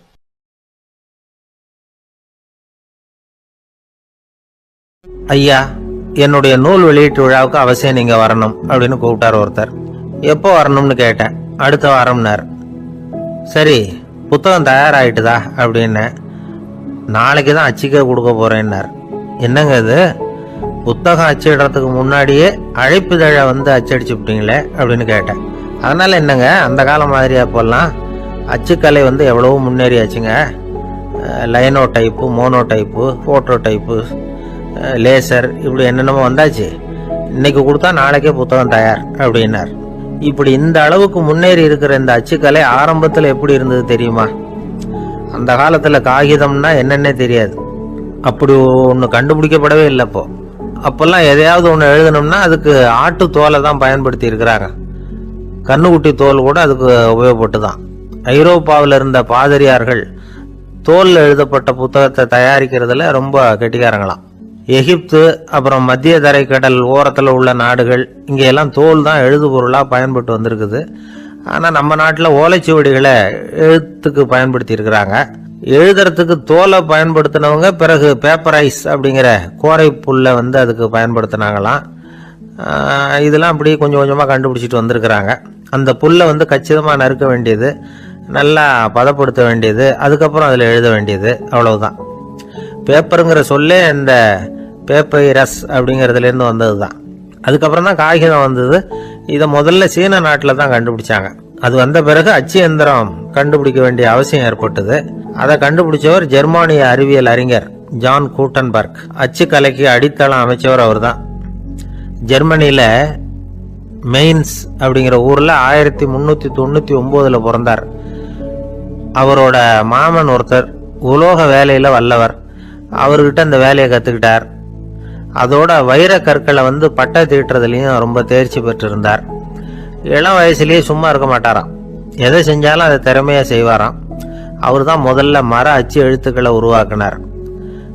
அது மேலே மை தடவி பிரதிகள் எடுத்தார். அதுக்கப்புறம் உலோக எழுத்துக்கள், முதல்ல காரியம், அப்புறம் இரும்பு, அப்புறம் கலப்பு உலோகம், பிறகு அச்சடிக்கிறதுக்கு எந்திரம் ஒன்றையும் உருவாக்கினார். முதல்ல பைபிள் அச்சடித்தார். 1468 அவர் இறந்து போனார். 16ஆம் நூற்றாண்டில் மேலை நாடுகளிலிருந்து மர எழுத்துக்களை கொண்டுகிட்டு தமிழ்நாட்டில் கிறிஸ்துவ நூல்களை அச்சிட்டாங்க. அப்போல்லாம் அச்சகங்கள் போதிய அளவுக்கு இங்கே இல்லை. அதுக்கு என்ன காரணம்னா, இந்தியர்கள் அச்சகங்களை நடத்தக்கூடாது அப்படின்னு சட்டம். 1835 வரைக்கும் அந்த சட்டம் நடைமுறையில் இருந்தது. இந்த நிலைமையில் அங்கேயும் இங்கேயுமா 1-2 அச்சகங்கள் ஆரம்பமாச்சு. 1713 தரங்கம்பாடியில் லூத்தரன் மிஷன் அச்சகம், அதே ஆண்டில் சென்னையில் SPCK அச்சகம். இது ரெண்டும் தான் இந்தியாவில் முதல்ல தொடங்கப்பட்ட அச்சகங்கள். ஆட்டுத்தோல்லையும் ஓலைச்சுவடியிலையும் எழுதப்பட்ட எழுத்துக்கள் இன்னைக்கு எங்கேயோ போயிட்டுது. ஆனால் நம்ம ஊரில் எழுத்தாளர்கள் நிலைமை தான் ஒன்றும் சொல்லிக்கிறது மாதிரி இல்லை. நம்ம ஆள் ஒருத்தர் சொன்னார், சார், நான் சொந்தத்தில் ஒரு அச்சாபீஸ் வச்சுருந்தேன், இப்போவும் வச்சுருக்கிறேன். அதனால் என்னுடைய படைப்புகளை புத்தகமாக வெளியிடுறதுல எனக்கு ஒன்றும் கஷ்டம் இல்லை. வருஷத்துக்கு ஒரு புத்தகம் எழுதி வெளியிட்டுருவேன். 15 வருஷமாக இலக்கிய உலகத்துக்கு இப்படி சேவை செஞ்சுக்கிட்டு வர்றேன். ஆனால் இந்த வருஷம்தான் வாசகர்கள் எனக்கு பாராட்டு விழா நடத்தி இருக்கிறாங்க அப்படின்னார். இந்த வருஷம் அப்படி என்ன விசேஷம் அப்படின்னு கேட்டோம். இந்த வருஷம்தான் நான் எந்த புத்தகம் எழுதி வெளியிடாமல் இருந்தேன், அதுக்காகத்தான் எனக்கு இந்த பாராட்டு விழா அப்படின்னார். ஒரு ஆஃபீஸில் வேலை பார்க்குற ஒருத்தர் ஏதோ தப்பு பண்ணிவிட்டார். உடனே மேல் அதிகாரி அவரை கூப்பிட்டு அனுப்புனார். நீ செஞ்சது தப்புன்னார் கோபமா. இது ஒரு ரகம். சில அதிகாரிகள் இப்படி நீங்கள் செஞ்சது தப்புன்னு சொல்கிறதில்ல, நீங்கள் செஞ்சது சரி அப்படின்னு சொல்கிறதில்ல. எப்படி சொல்லுவாங்கன்னா, நீங்கள் செஞ்சது சரியில்லைன்னு நான் நினைக்கிறேன் அப்படின்னு சொல்லுவாங்களாம். அதாவது சில பேர் நீங்கள் செஞ்சது தப்புங்கிறாங்க, அதையே மாற்றி சொல்கிறாரு இவர், நீங்கள் செஞ்சது சரியில்லைன்னு நினைக்கிறேன் இது ரெண்டும் வந்து அர்த்தம் ஒன்று தான், இருந்தாலும் வார்த்தைகள் வித்தியாசம். நிர்வாக திறமை இல்லாத ஒரு அதிகாரி யூ ஆர் ராங் அப்படின்னு சொல்லுவாராம். நிர்வாக திறமை உள்ள அதிகாரியாக இருந்தால் அதையே கொஞ்சம் மாற்றி I think you are not correct அப்படின்பாரான். இதுதான் வித்தியாசம். இருந்தாலும் வார்த்தைகளை உபயோகப்படுத்துகிற விதத்தை வச்சு தான் வேலை நல்லா நடக்கிறதும் நடக்காததும் இருக்கு. விவரம் தெரிஞ்சவங்க என்ன சொல்கிறாங்க தெரியுமா? Be a leader not a boss அப்படிங்கிறாங்க. ஒரு லீடராக இரு, பாஸாக இருக்காதே அப்படிங்கிறாங்க. சரி, அப்படின்னா லீடருக்கும் பாஸுக்கும் வித்தியாசம் உண்டா அப்படின்னு கேட்டால் இருக்குன்னு சொல்கிறாங்க. லீடருங்கிறவர் வேற, பாஸுங்கிறவர் வேற. ஒரு லீடர் எப்படி நடந்துக்குவார், ஒரு பாஸ் எப்படி நடந்துக்குவார், இதை முதல்ல நாம் தெரிஞ்சுக்கணும். அவங்க எப்படி நடந்துக்குவாங்க அப்படிங்கிறதுக்கு சில விவரங்கள் இருக்குது. அதை கேட்டோம்னா நாம் புரிஞ்சுக்கலாம் அதை. அதாவது பாஸுங்கிறவர் விரட்டிக்கிட்டே இருப்பார், லீடருங்கிறவர் ஊக்கப்படுத்திக்கிட்டே இருப்பார். நாளைக்கு சாயந்தரத்துக்குள்ள அந்த வேலையை செஞ்சு முடிக்கலைன்னா தொலைச்சி விடுவோம் தொலைச்சி அப்படிம்பார் அவர். இவர் எப்படி சொல்லுவார்னா, இது வரைக்கும் நீங்கள் செஞ்சிருக்கிற வேலை ரொம்ப அற்புதம் அப்படிம்பார். பாஸுங்கிறவர் அதிகாரத்தை நம்பி செயல்படுறவர், லீடருங்கிறவர் நல்லெண்ணத்தை நம்பி செயல்படுறவர். நம்மகிட்ட அதிகாரம் இருக்கு, பவர் இருக்கு, அதனால காரியத்தை சாதிச்சுடலாம் அப்படின்னு நினைக்கிறவர் அவர். மற்றவங்க கிட்ட ஒரு நல்ல அபிப்பிராயத்தை சம்பாதிச்சுக்கிட்டு அது மூலமா காரியங்களை சாதிக்கிறவர் இவர். பாஸுங்கிறவர் பயத்தை உண்டு பண்ணுவார், லீடருங்கிறவர் அன்பை பரவ செய்வார். அதை செய்யலைன்னா ஆடிட்டில் தகராறாயிடும், இது செய்யலைன்னா இன்க்ரிமெண்ட் கட் ஆகிடும், இப்படி ஏதாவது சொல்லி பயமுறுத்திக்கிட்டே இருப்பார் அவர். இவர் அப்படி இல்லை. உடம்பு இப்படி இருக்குது, வீட்டில் எல்லாரும் சௌக்கியமாக இருக்கிறாங்களா, ஆஃபீஸில் எல்லாம் வசதியாக இருக்குதா, நான் ஏதாவது உதவி செய்யணுமா அப்படின்னு அன்புக்கு முக்கியத்துவம் கொடுப்பார். பாஸுங்கிறவர் எதுக்கு எடுத்தாலும் நான் சொல்லிட்டு இருப்பார், லீடருங்கிறவர் நாமன்னு சொல்லிட்டு இருப்பார். பாஸுங்கிறவர் தப்புக்கு காரணம் யாருன்னு பார்ப்பார், லீடருங்கிறவர் தப்பு என்னன்னு பார்ப்பார். இதுதான் ரெண்டு பேருக்கு வித்தியாசம். The boss shows who is wrong, the leader shows what is wrong அப்படின்னு சொல்லுவாங்க. இந்த காரியம் எப்படி செய்யப்பட்டிருக்கு அப்படின்னு தெரிஞ்சுக்கிறவர் பாஸ். இந்த காரியத்தை எப்படி செய்யணும்னு செஞ்சு காட்டுறவர் லீடர். பாஸுங்கிறவர் பணியாளர்களை திட்டுவார், லீடர் மரியாதைக்குரியவராக நடத்துவார், அதுக்குரியவராக அவர் நடந்துக்குவார். செய்கிற வேலையை ஒரு சுமையாக நினைக்க வைக்கிறவர் பாஸ், செய்கிற வேலையை ஒரு சந்தோஷமாக ஆக்குறவர் லீடர். ஒரு முதலாளியாக இருக்கிறவர் அல்லது ஒரு நிர்வாகியாக இருக்கிறவர் இது மாதிரியான நுணுக்கங்களை எல்லாம் தெரிஞ்சு வச்சுக்கிறது நல்லது. ஒரு பாஸ் இருக்கார், அவர் ஒரு நாள் ரொம்ப பெருமையாக தன்னோட ஆஃபீஸை பற்றி பேசிக்கிட்டு இருந்தார். எனக்கு கீழே 200 பேர் வேலை செய்கிறாங்க சார், நான் ஒரு கோடு கிழிச்சா அவங்க அதை தாண்டாத அளவுக்கு நான் நடந்துக்கிறேன் சார் அப்படின்னார் அவர். அது எப்படி முடியுது உங்களால் அப்படின்னு கேட்டோம். நான் கோடே கிழிக்கிறது இல்லை சார் அப்படின்னார். ஒருத்தர் மனசில் நிம்மதி இல்லாமல் உட்காந்துருந்தார். என்ன சார் விஷயம் அப்படின்னு விசாரித்தேன். அகலக்கால் வச்சுட்டேன், அதுதான் அவதிப்படுறேன்னார். விவரமாக சொல்லுங்கன்னு. வீடு கட்டணும்னு ஆரம்பித்தேன், வேலை பாதியிலே நிற்கிது, கையில் பணம் இல்லை அப்படின்னார். இது மாதிரி ஆசாமிகள் பல பேரை நீங்கள் பார்த்துருக்கலாம். இவங்கெல்லாம் சுலபமாக மன அழுத்தத்துக்கு ஆளாயிடுறாங்க. மன உளைச்சல், அதாவது ஸ்ட்ரெஸ் அப்படின்னு சொல்கிறோமே, அதுக்கு அடிப்படையான சில காரணங்கள் உண்டு. அதாவது மிகையாக திட்டமிடுதல் அப்படிங்கிறதும் ஒரு முக்கியமான காரணம். நடைமுறை சாத்தியம் என்னங்கிறத மனசில் வச்சுக்கிட்டு எந்த திட்டத்தையும் தீட்டணும், அப்போ தான் அது சரியாக வரும். ரெண்டாவது காரணம் என்ன தெரியுமா? ஒரே நேரத்தில் பல்வேறு செயல்களில் ஈடுபடுறது.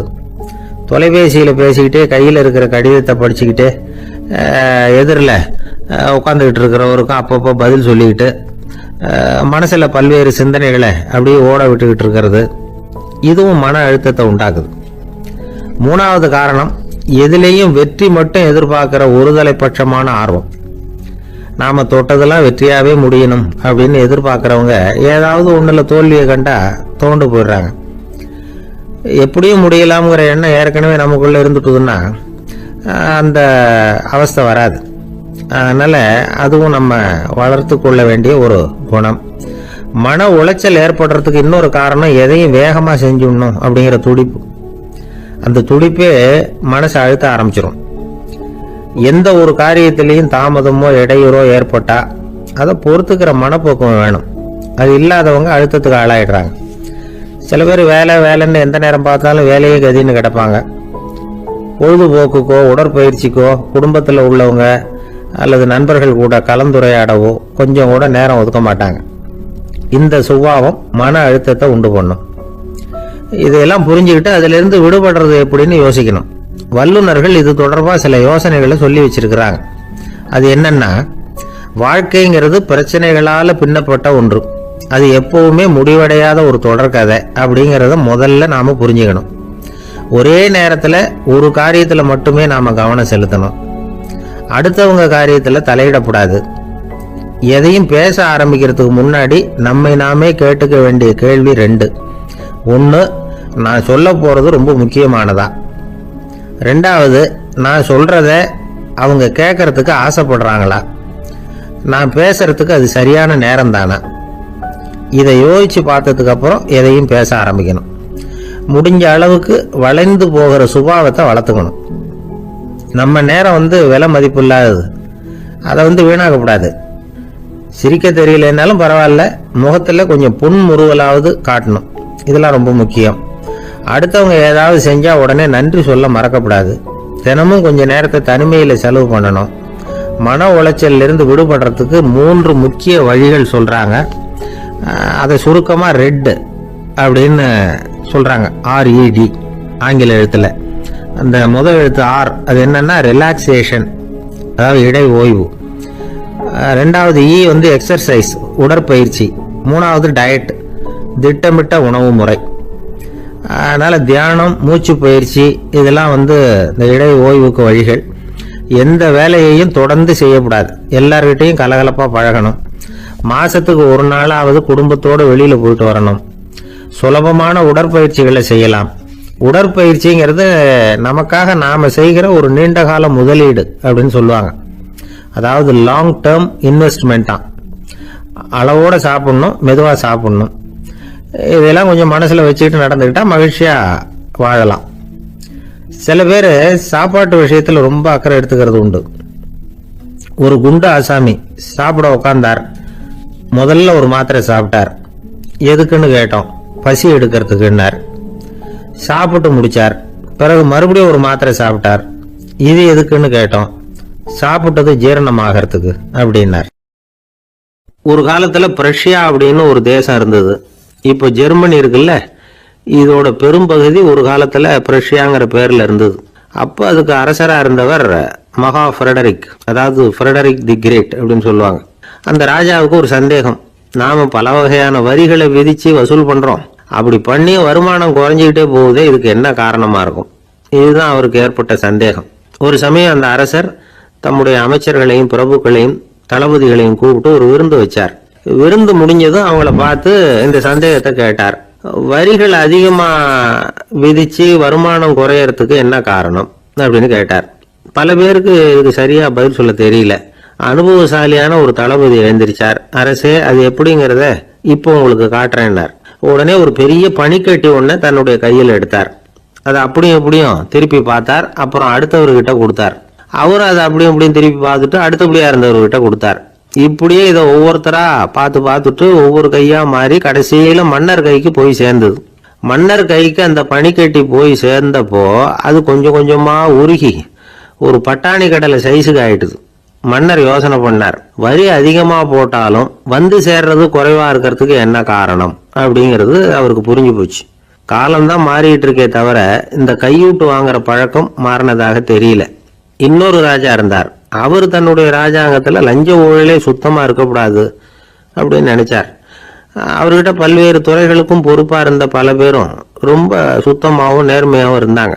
ஒரே ஒருத்தர் மட்டும் எல்லார்கிட்டையும் லஞ்சம் வாங்கிட்டே இருந்தார். அவரை வேற வேற துறைகளுக்கு மாற்றி பார்த்தாரு. அந்த ராஜா என்னென்னமோ பண்ணி பார்க்குறாரு. எந்த வேலையை கொடுத்தாலும் அதுலேயும் லஞ்சம் வாங்குறதுக்கு ஒரு வழியை உண்டு பண்ணிக்குவார் அந்த ஆள்.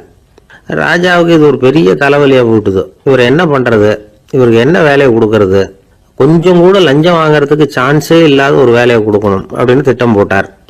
ஒரு நாள் அவருக்கு அந்த உத்தரவும் போட்டுட்டார். அதாவது அவருக்கு என்ன வேலைன்னா, கடற்கரையில் தான் அவருக்கு ஆஃபீஸ்.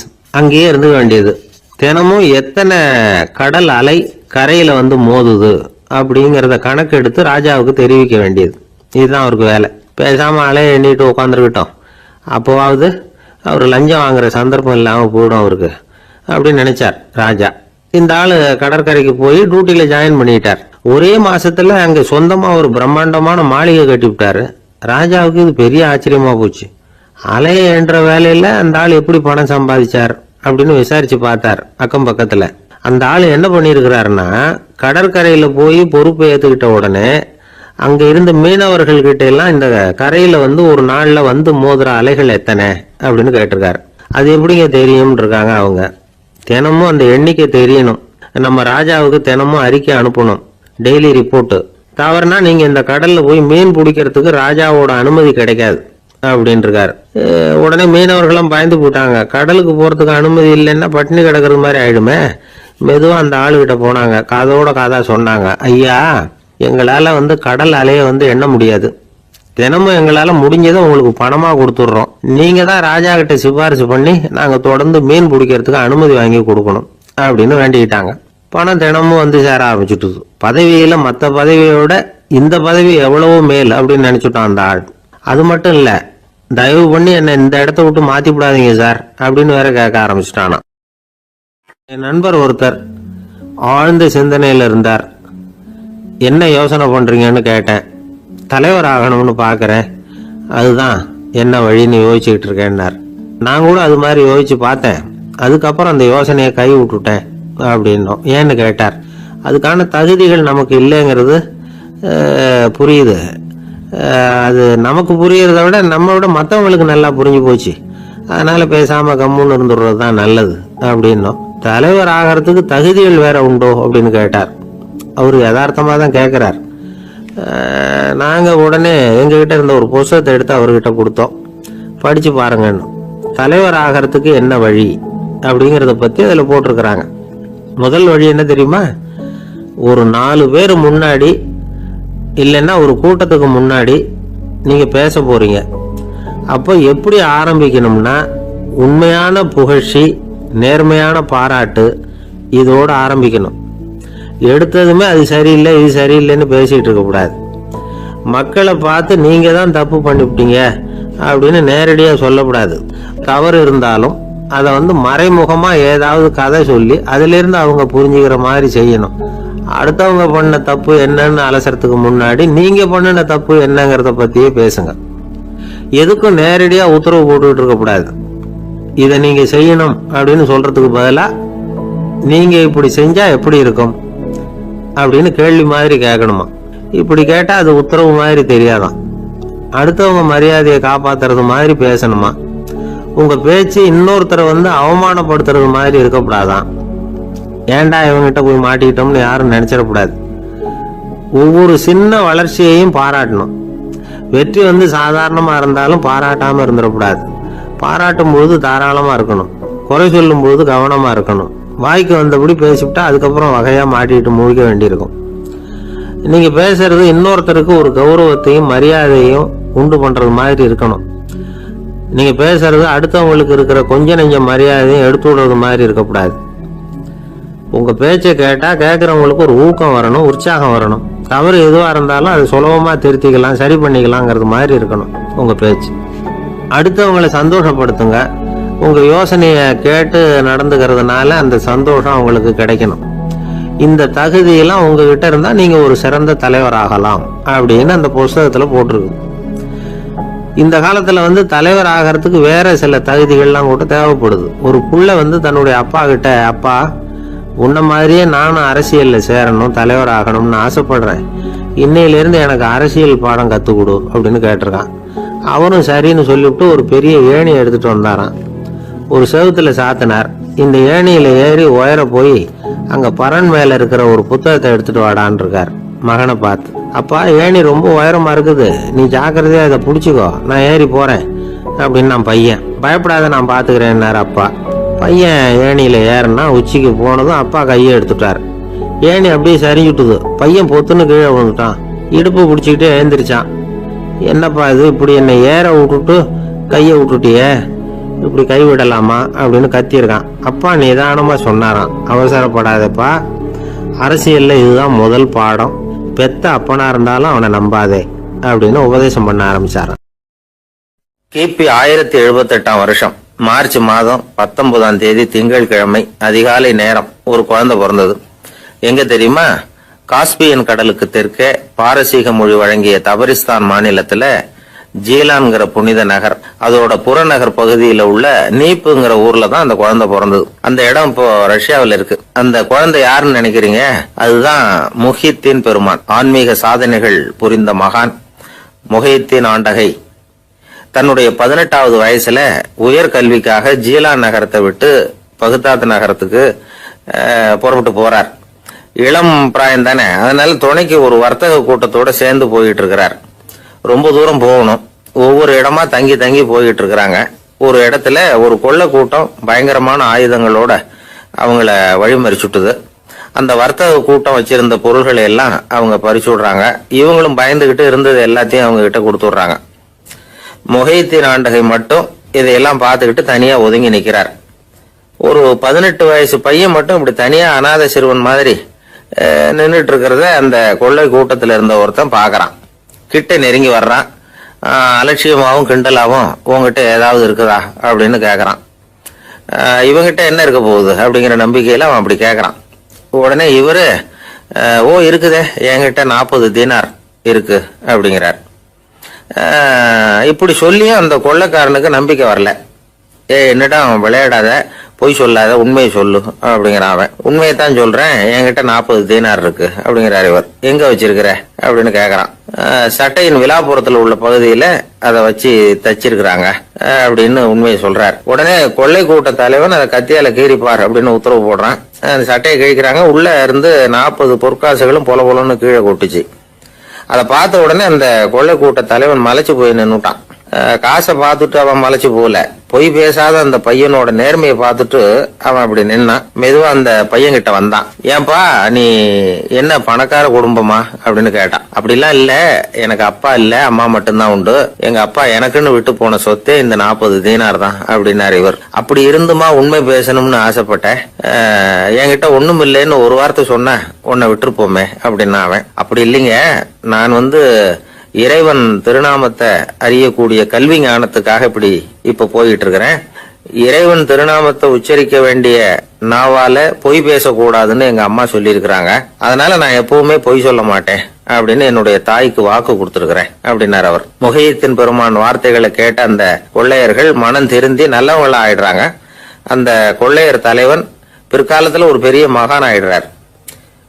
பெரியவர்கள் வாழ்க்கையில நடக்கிற இது மாதிரி சம்பவங்கள் தான் நாம நல்ல விதமா வாழறதுக்கு துணையா இருக்கும். அந்த காலத்துல கொள்ளையர்களே பெரியவங்க செயலை பார்த்து மனம் திருந்தி இருக்கிறாங்க. இந்த காலத்துல யார் இப்படி இருக்கிறா? இந்த காலத்துல மகான் ஒருத்தரை பார்த்தேன், எனக்கு வேண்டியப்பட்ட மகான். ஏங்க, நீங்களும் மகான் ஆகிறதுக்கு முன்னாடி கொள்ளை அடிச்சுட்டு இருந்தீங்களா அப்படின்னு கேட்டேன். அவர் மெதுவா கண்ணை திறந்து என்ன நிமிர்ந்து பார்த்தார். அப்படி இல்லப்பா, நான் கொள்ளை அடிக்கிறதுக்காகத்தான் மகானாவே ஆகி இருக்கிறேன் அப்படின்னு சொல்லிவிட்டு மறுபடியும் கண்ணை மூடிட்டார். என்னுடைய நீண்டகால நண்பர் ஒருத்தர் வருஷம் தவறாமல் திருநள்ளாறு அப்படிங்கிற திருத்தலத்துக்கு போயிட்டு வர்றது வழக்கம். அங்க என்ன சார் விசேஷம்னு கேட்கறது உண்டு. என்ன இப்படி கேட்குறீங்க? சனி பகவான் நலன் விருப்பப்படி அங்கதானே எழுந்தருளி இருக்கிறார். அவரை போய் பார்த்து ஒரு கும்பிடு போட்டுட்டு வந்தா நம்ம பிடிச்சிருக்கிற சனியெல்லாம் விலகும் அப்படிம்பார். சத்தம் போட்டு சொல்லாதீங்க சார், வீட்டுல வேற யார் காதிலாவது இது விழுந்துற போது அப்படின்னு சொல்றது உண்டு வர்றவங்க. இப்போ நான் சொல்றதுல உள்ள நியாயத்தை புரிஞ்சுக்கிட்டு அவரும் கொஞ்சம் எச்சரிக்கை உணர்வோட நமக்கு நன்றி சொல்லுவார்னு வச்சுங்களேன். அதாவது பார்வை மூலமாவே. அந்த நண்பருக்கு ஆன்மீக விஷயங்கள்ல அதிக ஈடுபாடு உண்டு. அப்பப்போ சில புராண கதைகளை எல்லாம் சொல்றது உண்டு. ரொம்ப சுவாரஸ்யமா இருக்கும். எப்பவுமே புராண விஷயங்களை எல்லாம் அறிவியல்ங்கிற தராசில வச்சு எடை போட்டுட்டு இருக்கக்கூடாது. அப்படி பார்த்தா அதெல்லாம் நம்ப முடியாத வெறும் கற்பனைகளா தோணும், மூட நம்பிக்கைகளாவும் தெரியும். புராணங்களை புராணங்களாவே புரிஞ்சுக்கிறவங்களுக்கு அதெல்லாம் அர்த்தமுள்ள செய்திகளை உள்ளடக்கி இருக்கிறதாக தெரியும். அந்த வகையில தான் இந்த நண்பரும் நிறைய செய்திகளை சொல்றது உண்டு.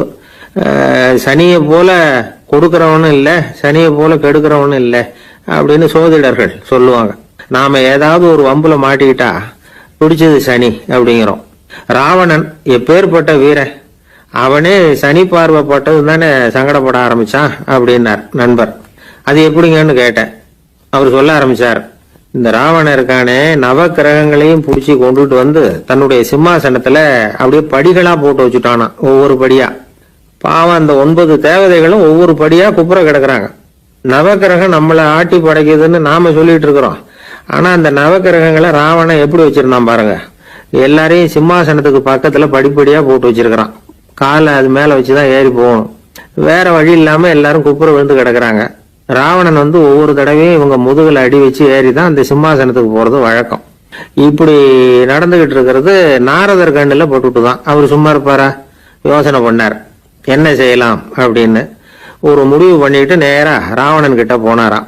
ராவணா, நீ நவக்கிரகங்களை பிடிச்சு கொண்டாந்து உன்னுடைய சிம்மாசனத்துக்கு படிகளா போட்டு வச்சிருக்கிற. அது உன்னுடைய வீரத்தை காட்டுது. இருந்தாலும் ஒரு விஷயத்த நீ யோசிச்சு பார்க்கணும். ஒவ்வொரு தடவை நீ சிம்மாசனத்துக்கு போகும்போதும் நவக்கிரகங்களின் முதுகலை அடி வச்சு நீ ஏறி போற. அது உனக்கு பெருமை கிடையாது. அவங்களுடைய மார்புல அடி வச்சு ஏறி போகணும், அதுதான் உனக்கு பெருமை அப்படின்னாராம். இவர் சொல்றதும் சரிதானே அப்படின்னு யோசிச்சிருக்கான் ராவணன். உடனே குப்புற கிடந்த நவக்கிரகங்களை திருப்பி மல்லாக்க போட்டான். அவங்க மார்புல அடி வச்சு மேலே ஏறி சிம்மாசனத்துக்கு போனானா.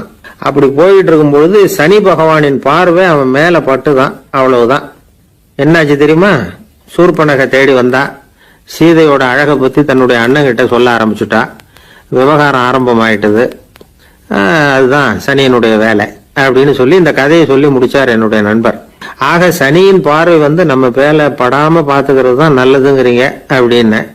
ஆமா சார், இப்ப கூட நான் உங்க வீட்டுக்கு வந்திருக்கிறதே ஒருத்தருடைய பார்வை என் மேல படக்கூடாதுங்கிறதுக்காகத்தான் அப்படின்னார். யாருங்க அதுன்னு என்னுடைய மாமனார் சார். அவசரத்துக்கு அவர்கிட்ட கொஞ்சம் கடன் வாங்கிவிட்டேன். நம்ம மாப்பிள்ளை தானேன்னு சொல்லி அவரு விட்டு கொடுக்கறதுக்கு தயாரா இல்லை. இன்னைக்கு இப்ப அவரு எங்க வீட்டுக்கு வரக்கூடிய நேரம், அதுதான் அவரு பார்வையிலிருந்து படாம தப்பிக்கலாங்கிறதுக்காக இங்க வந்துட்டேன் அப்படின்னார். பார்வை படணும்னு இருந்தா பட்டுத்தான் தீரும் போல இருக்கு அப்படின்னா. என்ன சார் சொல்றீங்கன்னார் ஒன்னும் புரியாம. நீங்க இங்கதான் வருவீங்கன்னு அவருக்கு ஏற்கனவே தெரியும் போல இருக்கு. அதனால உங்களுக்கு முன்னாடியே உங்க மாமனார் இங்க வந்துட்டார். அதுவும் அந்த பீரோவுக்கு பக்கத்துலதான் பின்னாடி மறைஞ்சு நின்றுட்டு இருக்கிறார் அப்படின்னு. 21ஆம் வருஷம் செப்டம்பர் மாசம் 22ஆம் தேதி மதுரை மேலமாசி வீதியில உள்ள ஒரு வீடு. அங்க அன்னைக்கு நடந்த ஒரு அற்புத நிகழ்ச்சி பின்னாடி உலக மக்களை எல்லாம் ஆச்சரியப்பட வச்சுது. இந்திய வரலாற்றிலேயே அது ஒரு முக்கியமான நிகழ்ச்சி. உலக மக்கள் கவனமெல்லாம் காந்திஜியின் பக்கம் திரும்புறதுக்கு காரணமா இருந்த நிகழ்ச்சி அது. கதர் துணி பிரச்சாரத்துக்காக காந்திஜி மதுரைக்கு வந்திருந்தார். சென்னை துணி வணிகர் சங்கத்தின் துணைத் தலைவர் ஒருத்தர் இருந்தார், ராம்ஜி கல்யாண் சேட்ஜி. அவருடைய வீடு மதுரை மேலமாசி வீதியில் இருந்தது. அந்த வீட்டில் தான் காந்திஜி தங்கியிருந்தார். அப்போ வயலுக்கு போற உழவர்கள்லாம் சின்ன சின்ன துண்டை இடுப்புல கட்டிக்கிட்டு கலப்பையை தூக்கிக்கிட்டு தெருவில் நடந்து போறதை கவனிச்சார். ஏற்கனவே சேலத்துக்கு தெற்க பல பகுதிகளில் ஆண்களும் பெண்களும் அறகுறை ஆடைகளோட உழைச்சிக்கிட்டு இருக்கிறத கண்ணால கண்டிருக்கிறார் அவரு. இந்தியரின் சராசரி உடை இவ்வளவுதான் அப்படிங்கிறத புரிஞ்சுக்கிட்டார். மனசை இன்னும் பண்ணியிருக்குது. ராத்திரி பூரா அதை பத்தியே யோசனை. 22/9/21 வியாழக்கிழமை காலையில காந்திஜி எழுந்திருக்கிறார். அவர் கூட தங்கியிருந்தவங்களையெல்லாம் பார்த்து சொன்னார், இன்னையிலிருந்து அறையில முழு அகல துண்டு தான் கட்டுவேன். குளிர் அதிகமாக உள்ள காலங்களில் மட்டும் போர்வை ஒன்றா உபயோகப்படுத்துவேன். மற்றபடி மேலங்கியோ குல்லாவோ எதுவும் போட்டுக்க மாட்டேன். தற்காலிகமாக இந்த ஏற்பாட்டை 1 மாசத்துக்கு ஏற்றுக்குவேன். அதுக்கு பிறகு உசிதம் போல எண்ணி பார்த்து முடிவு பண்ணுவேன் அப்படின்னார். அவருடைய குரல் உறுதியா இருந்துதான்.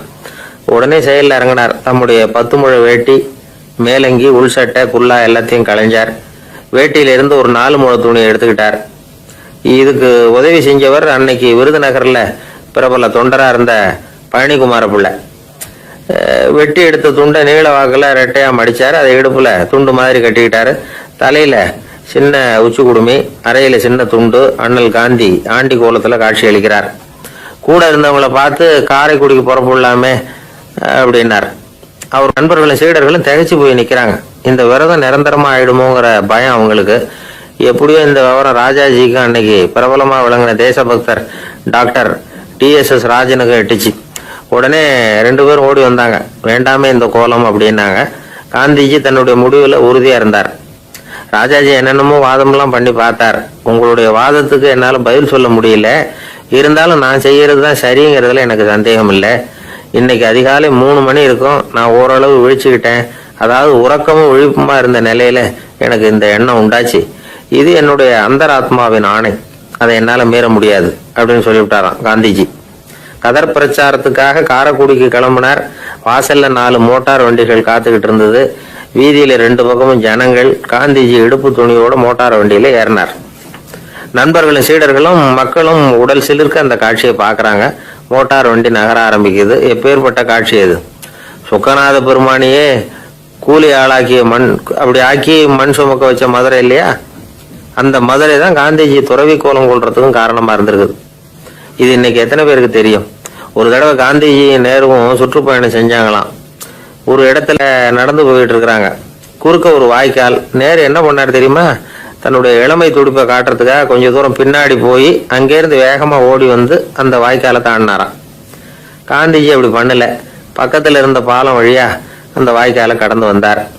நேரு காந்திஜியை பார்த்து சிரிச்சுக்கிட்டே, என்ன மாதிரி நீங்களும் தாண்டி இருக்கலாமே அப்படின்னாராம். அதுக்கு காந்திஜி சிரிச்சுக்கிட்டே சொன்னாராம், 2 அடி முன்னேறதுக்காக 5 அடி பின்னாடி போறதா அப்படின்னாராம். ஒருத்தர் ரொம்பவும் மகிழ்ச்சியா வந்துகிட்டு இருந்தார். என்ன விஷயம்னு விசாரிச்சேன். நான் தோத்து போயிட்டேன், அதுதான் மனசுக்கு மகிழ்ச்சியா இருக்கு அப்படின்னார். எனக்கு இது ரொம்ப ஆச்சரியமா போச்சு. இந்த உலகத்துல தோத்து போறவங்க யாரும் மகிழ்ச்சியா இருக்கிறது இல்ல. அப்படி இருக்கிறப்ப இவர் இப்படி சொல்றாரு. எங்க தோத்து போனீங்கன்னு கேட்டேன். அதுக்கப்புறம் தான் அவர் விவரமா சொன்னார். என்னோட 5 வயசு குழந்தையோட நான் விளையாடிக்கிட்டு இருந்தேன். அந்த விளையாட்டுல என் குழந்தை ஜெயிச்சு விட்டுது, நான் தோத்து போயிட்டேன் அப்படின்னார் ரொம்ப உற்சாகமா. நான் யோசிச்சு பார்த்தேன். அதாவது நாம சின்ன குழந்தையா இருக்கிறப்போ எந்த விளையாட்டுல கலந்துக்கிட்டாலும் அதுல நாம தான் ஜெயிக்கணும்னு ஒரு வெறி நமக்குள்ள இருக்கும். நம்மளை எதிர்த்து விளையாடுறவர் நல்லவரா கெட்டவரா, பெரியவரா சின்னவரா அப்படிங்கறதெல்லாம் முக்கியம் கிடையாது. அவர் தோத்து போகணும், நாம ஜெயிக்கணும், அதுதான் முக்கியம். எதிரியை சந்தோஷப்படுத்த விளையாடுகிற கலை அப்ப நமக்கு தெரியறதில்ல. வாழ்க்கையில ஒரு பக்குவம் வந்ததுக்கு அப்புறம் வெற்றி பெறணுங்கிற மன அழுத்தம் போயிடுது. போட்டியில ஜெயிக்கணுங்கிறத விட குழந்தைய சந்தோஷப்படுத்தணுங்கிறது முக்கியமா போச்சு. ஜெயிக்கணுங்கிற வெறி ஓடி போட்டுது. ஒரு குழந்தையா இருந்தப்போ நம்ம வளர்ச்சிக்கு உதவிய வெறி பெரியவனானதுக்கு பிறகு நமக்கு எதிரியா மாறுது. அதை சரியான சமயத்துல நாம புரிஞ்சுக்கிட்டோம்னா போதும், நாம பொழைச்சிக்கலாம். ஒவ்வொரு மனுஷனுமே வாழ்க்கையோட அடுத்த கட்ட வளர்ச்சியில அடி எடுத்து வைக்கிற நேரத்துல தன்கிட்ட இருந்து ஏதோ ஒரு குணத்தை அல்லது தன் குணம் இருந்த ஏதோ ஒரு உறவை நாம இழக்கத்தான் வேண்டி இருக்குது. ஒரு கட்டம் வரைக்கும் உதவியா இருந்த குணம் அடுத்த கட்டத்துக்கு தடையா கூட மாறிடலாம். இந்த பரிமாண மாற்றத்துக்கு உள்ளாகிற ஒவ்வொருத்தரும் பிரத்யட்சமா இதை உணர்றாங்க. ஆனா பல பேர் எப்படின்னா பழசை திறந்துட்டு புதிய கொள்கைகளை உருவாக்கிக்கிறதுக்கு இஷ்டம் இல்லாம இருந்துடுறாங்க, அல்லது அப்படி செய்ய முடியாம தவிக்கிறாங்க. இதையெல்லாம் மீறி அந்த பழசை திறந்துட்டா அதை இழந்ததால உண்டாகிற மன அழுத்தம் சில காலத்துக்கு வருத்திக்கிட்டு தான் இருக்கும், வேற வழி இல்லை. ஆரோக்கியமான ஒரு முன்னேற்றத்துக்காக அந்த மன அழுத்தத்தை தாங்கிக்கத்தான் வேணும் அப்படிங்கிறாரு அந்த உலக புகழ்பெற்ற மேதை ஒருத்தர், இந்த ஸ்காட் பெக் அப்படிங்கிறவர். பிறந்த நாள் முதல் இதுதான் சரி அப்படின்னு கற்பிக்கப்பட்டு வந்த ஒவ்வொரு தத்துவத்தையும் தங்களுடைய வளர்ச்சிக்கு தகுந்த மாதிரி மாற்றி அர்த்தப்படுத்தி கொள்ள முடியாமல் வாழ்க்கை சூழல்ல அப்படியே அரைப்பட்டு தூளாகிறவர்கள் தான் ரொம்ப தவிக்கிறாங்களாம். இதுதான் அவருடைய கருத்து. பெரும்பாலும் மனிதர்களுடைய நடுத்தர வயசுல, அதாவது 30 தாண்டுகிற சமயத்துல தான் இந்த தவிப்பு உண்டாவுதான். இதை தான் மேற்கத்திய நாடுகள்ல அடிக்கடி மிட் லைஃப் கிரைசிஸ் அப்படின்னு சொல்றாங்க. அப்பப்போ பழசையெல்லாம் தொலைச்சி விட்டு புதுசா பிறக்கிறதுக்கு கத்துக்கணும். ஒவ்வொரு நிமிஷத்தையும் அந்த நிமிஷத்துக்கு ஏற்ற சித்தாந்தம் கொண்டவர்களாக சந்திப்போம் அப்படிங்கிறார் அந்த உளவியல் நிபுணர். இப்படி பழகிக்கிட்டா வாழ்க்கை இன்பமயம், இல்லைன்னா தவிப்பு மயம்தான். பழசை தொலைக்க முடியாதவர்கள்ல எத்தனையோ பேர் உண்டு, எத்தனையோ ரகம் உண்டு. அதுல வேடிக்கையான நண்பர்களும் உண்டு. ஒருத்தர் நண்பர் வீட்டுக்கு போனார். அவர் ஏதோ இனிப்பு பலகாரம் கொடுத்து சாப்பிட சொல்லியிருக்கிறாங்க அவங்க வீட்டில். இவர் சாப்பிட்டு பார்த்துட்டு சொன்னாராம், சார் 6 மாசத்துக்கு முன்னாடி ஒரு தடவை இங்கே வந்தேன், அப்போ ஒரு இனிப்பு பலகாரம் கொடுத்தீங்க, அது இதை விட நல்லா இருந்தது சார் அப்படின்னாராம். அப்ப செஞ்ச அதே இனிப்பு பலகாரம் தான் சார் இதுவும் அப்படின்னாராம் அவர். ஊருக்கு வெளியில அமைதியான ஒரு இடம், அங்க ஒரு ஆசிரமம், அங்க ஒரு சாமியார். அவர் தினமும் நல்ல போதனைகள்லாம் செய்வார். பல பேர் போய் அங்கேயே சில நாள் தங்கி இருந்து அவர் சொல்ற அறிவுரைகளை எல்லாம் கேட்டுக்கிட்டு வர்றது வழக்கம். ஒரு தடவை அவரை பார்த்துட்டு போறதுக்காக 3 வெளியூர் தம்பதிகள் வந்தாங்களாம். அந்த மடத்திலேயே சாப்பிட்டுக்கிட்டு தங்கி இருந்து அவங்களுடைய போதனைகளை கேட்டுக்கிட்டு போகணுங்கிறது அவங்க நோக்கம். காலையில குளிச்சுட்டு பூஜையில உட்கார்ந்தார் அந்த சுவாமி. இவங்களும் குளிச்சுட்டு அந்த பூஜையை பார்க்கறதுக்காக அவர் முன்னாடி உட்கார்ந்தாங்க. பூஜை ஆரம்பமாச்சு. சம்பிரதாயப்படி அது ரொம்ப நேரம் நடந்துகிட்டே இருக்குது. இவங்களுக்கு நல்ல பசி இருந்தாலும் இந்த நேரத்தில் அதை எப்படி வெளியில காட்டிக்கிறது? பேசாமல் இருந்தாங்க. அந்த சுவாமி பூஜையை முடித்தார். அதுக்கப்புறம் பேச ஆரம்பித்தார். பேச்சு அருமையாக தான் இருந்தது, அமிர்தமாக தான் இருந்தது. இருந்தாலும் இவங்களுக்கு இருக்கிற வயிற்று பசி அது சரியாக கவனிக்க விடலை. அந்த சுவாமியே இதை கவனிச்சதா தெரியல. இவங்களுக்கு மனசுக்குள்ள ஒரு எண்ணம், உள்ளே சாப்பாடு தயாராகிட்டு இருக்கும் போல இருக்கு, இந்த பேச்சு முடிஞ்சது நம்மளை உள்ளே அழைச்சிட்டு போய் சாப்பாடு போடுவாங்கன்னு நினைக்கிறோம் அப்படின்னு இவங்களாம் நினச்சிக்கிட்டாங்க. ஆனால் சுவாமி இதை பற்றி எதுவுமே பேசலை, கண்டுக்கலை. ஒரு அம்மாவால் அதுக்கு மேலே சும்மா இருக்க முடியுமா? முடியல. சாப்பாட்டை கவனிக்கலாமா அப்படின்னு சொல்லி மெதுவாக ஆரம்பித்தாங்க. ஓ கவனிக்கலாமே அப்படின்னு உள்ளே அழைச்சிட்டு போனார் சுவாமி. இவங்க ரொம்ப அவசரமாக எழுந்திருச்சு உள்ளே ஓடினாங்க.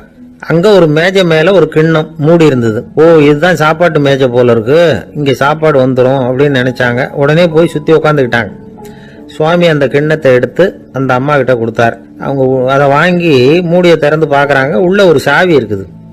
ஓ சரிதான், இது சமையலறை சாவி போல இருக்கு, அங்கே போய் அதை திறந்து சாப்பாட்டை நாமே எடுத்துக்கிட்டு வந்து இங்கே வச்சுக்கிட்டு சாப்பிடணும் போல இருக்கு அப்படின்னு நினச்சாங்க. சாவி இருக்கு இல்லையா, வாங்க பூட்டு நிறைய காட்டுறேன் அப்படின்னு சுவாமி அவங்கள அழைச்சிட்டு போனார், காட்டினார். இவங்க அந்த அறையை ரொம்ப அவளோட திறந்தாங்க. உள்ளே பார்த்தா அங்கே அரிசி, பருப்பு, விதவிதமான காய்கறி எல்லாம் இருக்குது. சமையலுக்கு வேண்டிய மிளகாய், எண்ணெய், பால், தயிர், நெய் இப்படி எல்லாமே இருக்குது. அடுப்பு, விறகு, நெருப்பு போட்டி அது கூட அங்கே இருக்குது. சாப்பாடு தயாராக இருக்கும்னு நினச்சிக்கிட்டு போனால் இப்படி இருக்குதே அப்படின்னு சொல்லி அதை பார்த்ததும் ரொம்ப சோர்ந்து போட்டாங்க அவங்க. சுவாமி என்ன இது சாப்பாடு இல்லையா அப்படின்னாங்க. அதுதான் சாப்பாட்டுக்கு வேண்டிய எல்லாம் இங்கே இருக்குதே, அடுப்பு மூட்டி நீங்கள் தான் அவங்கவுங்க ருசிக்கு தகுந்த மாதிரி சமைச்சிக்கணும். இந்த சன்னியாசிக்கு எப்படி சமைக்க தெரியும் அப்படின்னு கேட்டார் சுவாமி. சாப்பாடு தயாராக இருக்கும்னு நாங்கள் எதிர்பார்த்தோம் அப்படின்னாங்க. நீங்கள் இப்படி சொல்லுவீங்கன்னு நானும் எதிர்பார்த்தேன். இது வரைக்கும் நான் எவ்வளவோ தத்துவம்லாம் எடுத்து சொன்னேன். எல்லாத்தையும் விட இதுதான் அனுபவபூர்வமான தத்துவம். ஆண்டவன் நமக்கு நல்ல மனசை கொடுத்துருக்குறான், நல்ல வாய்ப்புகளையும் தந்திருக்கிறான், அதையெல்லாம் பயன்படுத்திக்கக்கூடிய மூளையையும் சிந்தனையையும் கொடுத்துருக்குறான். அதனால் அடுப்பை தான் நீங்கள் மூட்டணும், அடுப்பு நீங்கள் தான் மூட்டணும், உங்களுக்கு உகந்ததை நீங்கள் தான் சமைச்சு ருசித்து அனுபவிக்கணும். ஆண்டவனே அதை செஞ்சுக்கிட்டு இருக்க மாட்டான் அப்படின்னாராம் அந்த சுவாமி. நம்முடைய வாழ்க்கையில் பல நல்ல பலன்களை பெறறதுக்கு நாம் தான் முயற்சி பண்ணணும். அதுக்குரிய சூழ்நிலையை தான் ஆண்டவன் கொடுப்பானே தவிர அதை விளக்கறதுக்காக தான் அந்த சுவாமி அப்படி செஞ்சு காட்டியிருக்கிறார். இது ஒரு பெரியவர் இப்படி ஒரு விளக்கம் கொடுத்தார். அதுக்கப்புறம் அந்த 3 தம்பதிகளும் தெளிவடைஞ்சுட்டாங்களாம். நாம் தெளிவடைகிறது எப்போங்கிறது தான் தெரியல அப்படின்னு பல பேர் இதை கேட்டுட்டு சொல்லிட்டு இருக்கிறாங்க. இந்த கதையை நம்முடைய நண்பர் ஒருத்தர்கிட்ட சொன்னேன். அந்த நண்பர் ரொம்ப சந்தோஷப்பட்டார். நீங்கள் சொல்கிறது கரெக்டு சார், ஆனால் நான் அதை விட ஒரு படி மேலே சார்.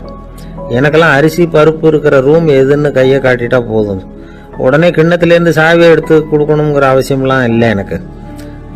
அப்புறம் எப்படி ரூமை திறந்துருவீங்க அப்படின்னு கேட்டேன். பூட்டை உடைச்சி திறந்துருவேன், அதுதான் எனக்கு பழக்கம் அப்படிங்கிறார். ஒரு வயசான அம்மா தெரு வழியாக போயிட்டு இருந்தாங்க. அவங்க கையில் எண்ணத்தையோ வச்சுக்கிட்டு அதை அடிக்கடி பார்த்துக்கிட்டே இருந்தாங்க. ஒருத்தன் மெதுவாக அவங்கக்கிட்ட போய் கையில் இருக்கிறது என்ன அப்படின்னு எட்டி பார்த்தா அவங்க கையில் 4 பல்லு இருந்துதான். இவன் ஆச்சரியமாக அந்த அம்மாவை பார்த்தான். ஏம்மா உனக்கு என்ன பைத்தியமா, ஏது இந்த பல்லு, இதை என்னத்துக்காக கையில் வச்சுக்கிட்டு அலைஞ்சிக்கிட்டு இருக்கிற அப்படின்னு கேட்டிருக்கான். அதுக்கு அந்த அம்மா விவரம் சொல்ல ஆரம்பித்தாங்களாம். இதை பாருப்பா, எனக்கு ஒரு மகன் இருந்தான், அவனை ரொம்ப செல்லமாக வளர்த்தேன். அவனை தரையிலேயே நடக்க விடுறதில்ல, எப்பவும் தூக்கி வச்சுக்கிட்டு இருப்பேன். அவன் நல்லா பெரியவனாகி பள்ளிக்கூடம் போகிறப்ப கூட அவன் புஸ்தக மூட்டையை நான் தான் சுமந்துக்கிட்டு போவேன். பார்க்குறவங்க கூட கேலி பண்ணுவாங்க, ஏம்மா படிக்க போகிறது நீயா உன் பிள்ளையான்னு கேட்பாங்க. அவன் இன்னைக்கு எவ்வளவோ பெரிய மனுஷன் ஆகிட்டான், வெளிநாட்டில் பெரிய உத்தியோகத்தில் இருக்கான். சமீபத்தில் இங்கே வந்துட்டு போனான்.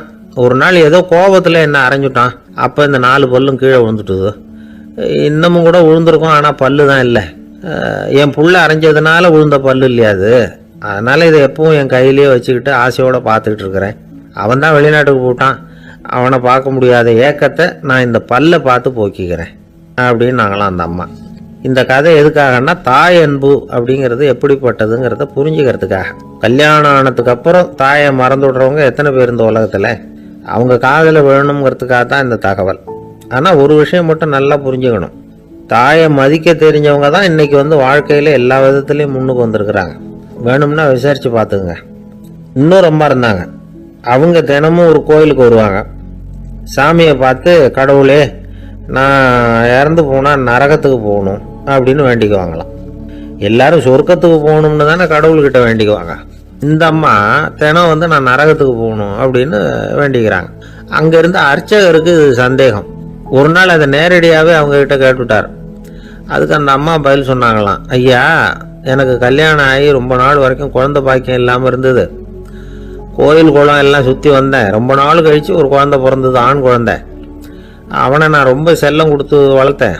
அதோட விளைவு என்ன ஆச்சுன்னா அவன் ரொம்ப மோசமாக ஆயிட்டான். கெட்ட பழக்க வழக்கம்லாம் கற்றுக்கிட்டான். அவன் இறந்து போனால் நிச்சயம் அவனுக்கு நரகம்தான் கிடைக்கும்.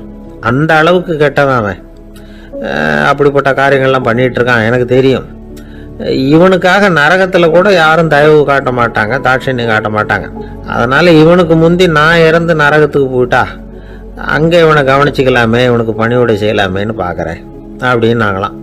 அதனால தான் நான் நரகத்துக்கு போகணும்னு தினம் ஆண்டவனை வேண்டிகிட்டு இருக்கிறேன் அப்படின்னு கண்கலங்கி அந்த அம்மா சொன்னாங்களாம். அதுதான் தாய் உள்ளம்ங்கிறது. தாயின் பெருமையை வந்து சரியாக உணர்ந்துட்டா அவங்களுக்கு எப்பவும் எந்த கஷ்டமும் வராது. இது ஏதோ உபதேசத்துக்காக சொல்கிற வார்த்தை இல்லை, உண்மையான வார்த்தை. இந்த விவரத்தையெல்லாம் நண்பர் ஒருத்தர்கிட்ட சொல்லிக்கிட்டு இருந்தேன். அவர் கொஞ்ச நாள் கழித்து என்னை தேடி வந்தார். அவர் கையிலேயே 4 பல்லு வச்சுருந்தார். என்னங்க ஆச்சு, ஏதுங்க அந்த பல்லு அப்படின்னு விசாரித்தோம். உங்கள் உபதேசத்தை கேட்டுட்டு இந்த உலகத்தில் எல்லாரையும் தாயாக நினைக்க ஆரம்பிச்சிட்டேன். ஒரு அம்மாவை கடத்தரில் பார்த்து தாயேன்னு கூப்பிட்டேன். அவங்க உடனே பலார்னு என்னை அரைஞ்சிட்டாங்க. பல்லு விழுந்துட்டுது. அதை தான் பொறுக்கி எடுத்துக்கிட்டு நேராக உங்களை தேடி வந்துக்கிட்டு இருக்கிறேன்னார். தாயேன்னு தானே கூப்பிட்டீங்க, அதுக்கே அரைஞ்சாங்க அப்படின்னு கேட்டோம். நான் தாயேன்னு கூப்பிட்டது அவங்க காதில் நாயேன்னு விழுந்துட்டு தான், அதுதான் அப்படி ஆயிட்டுது அப்படின்னார்.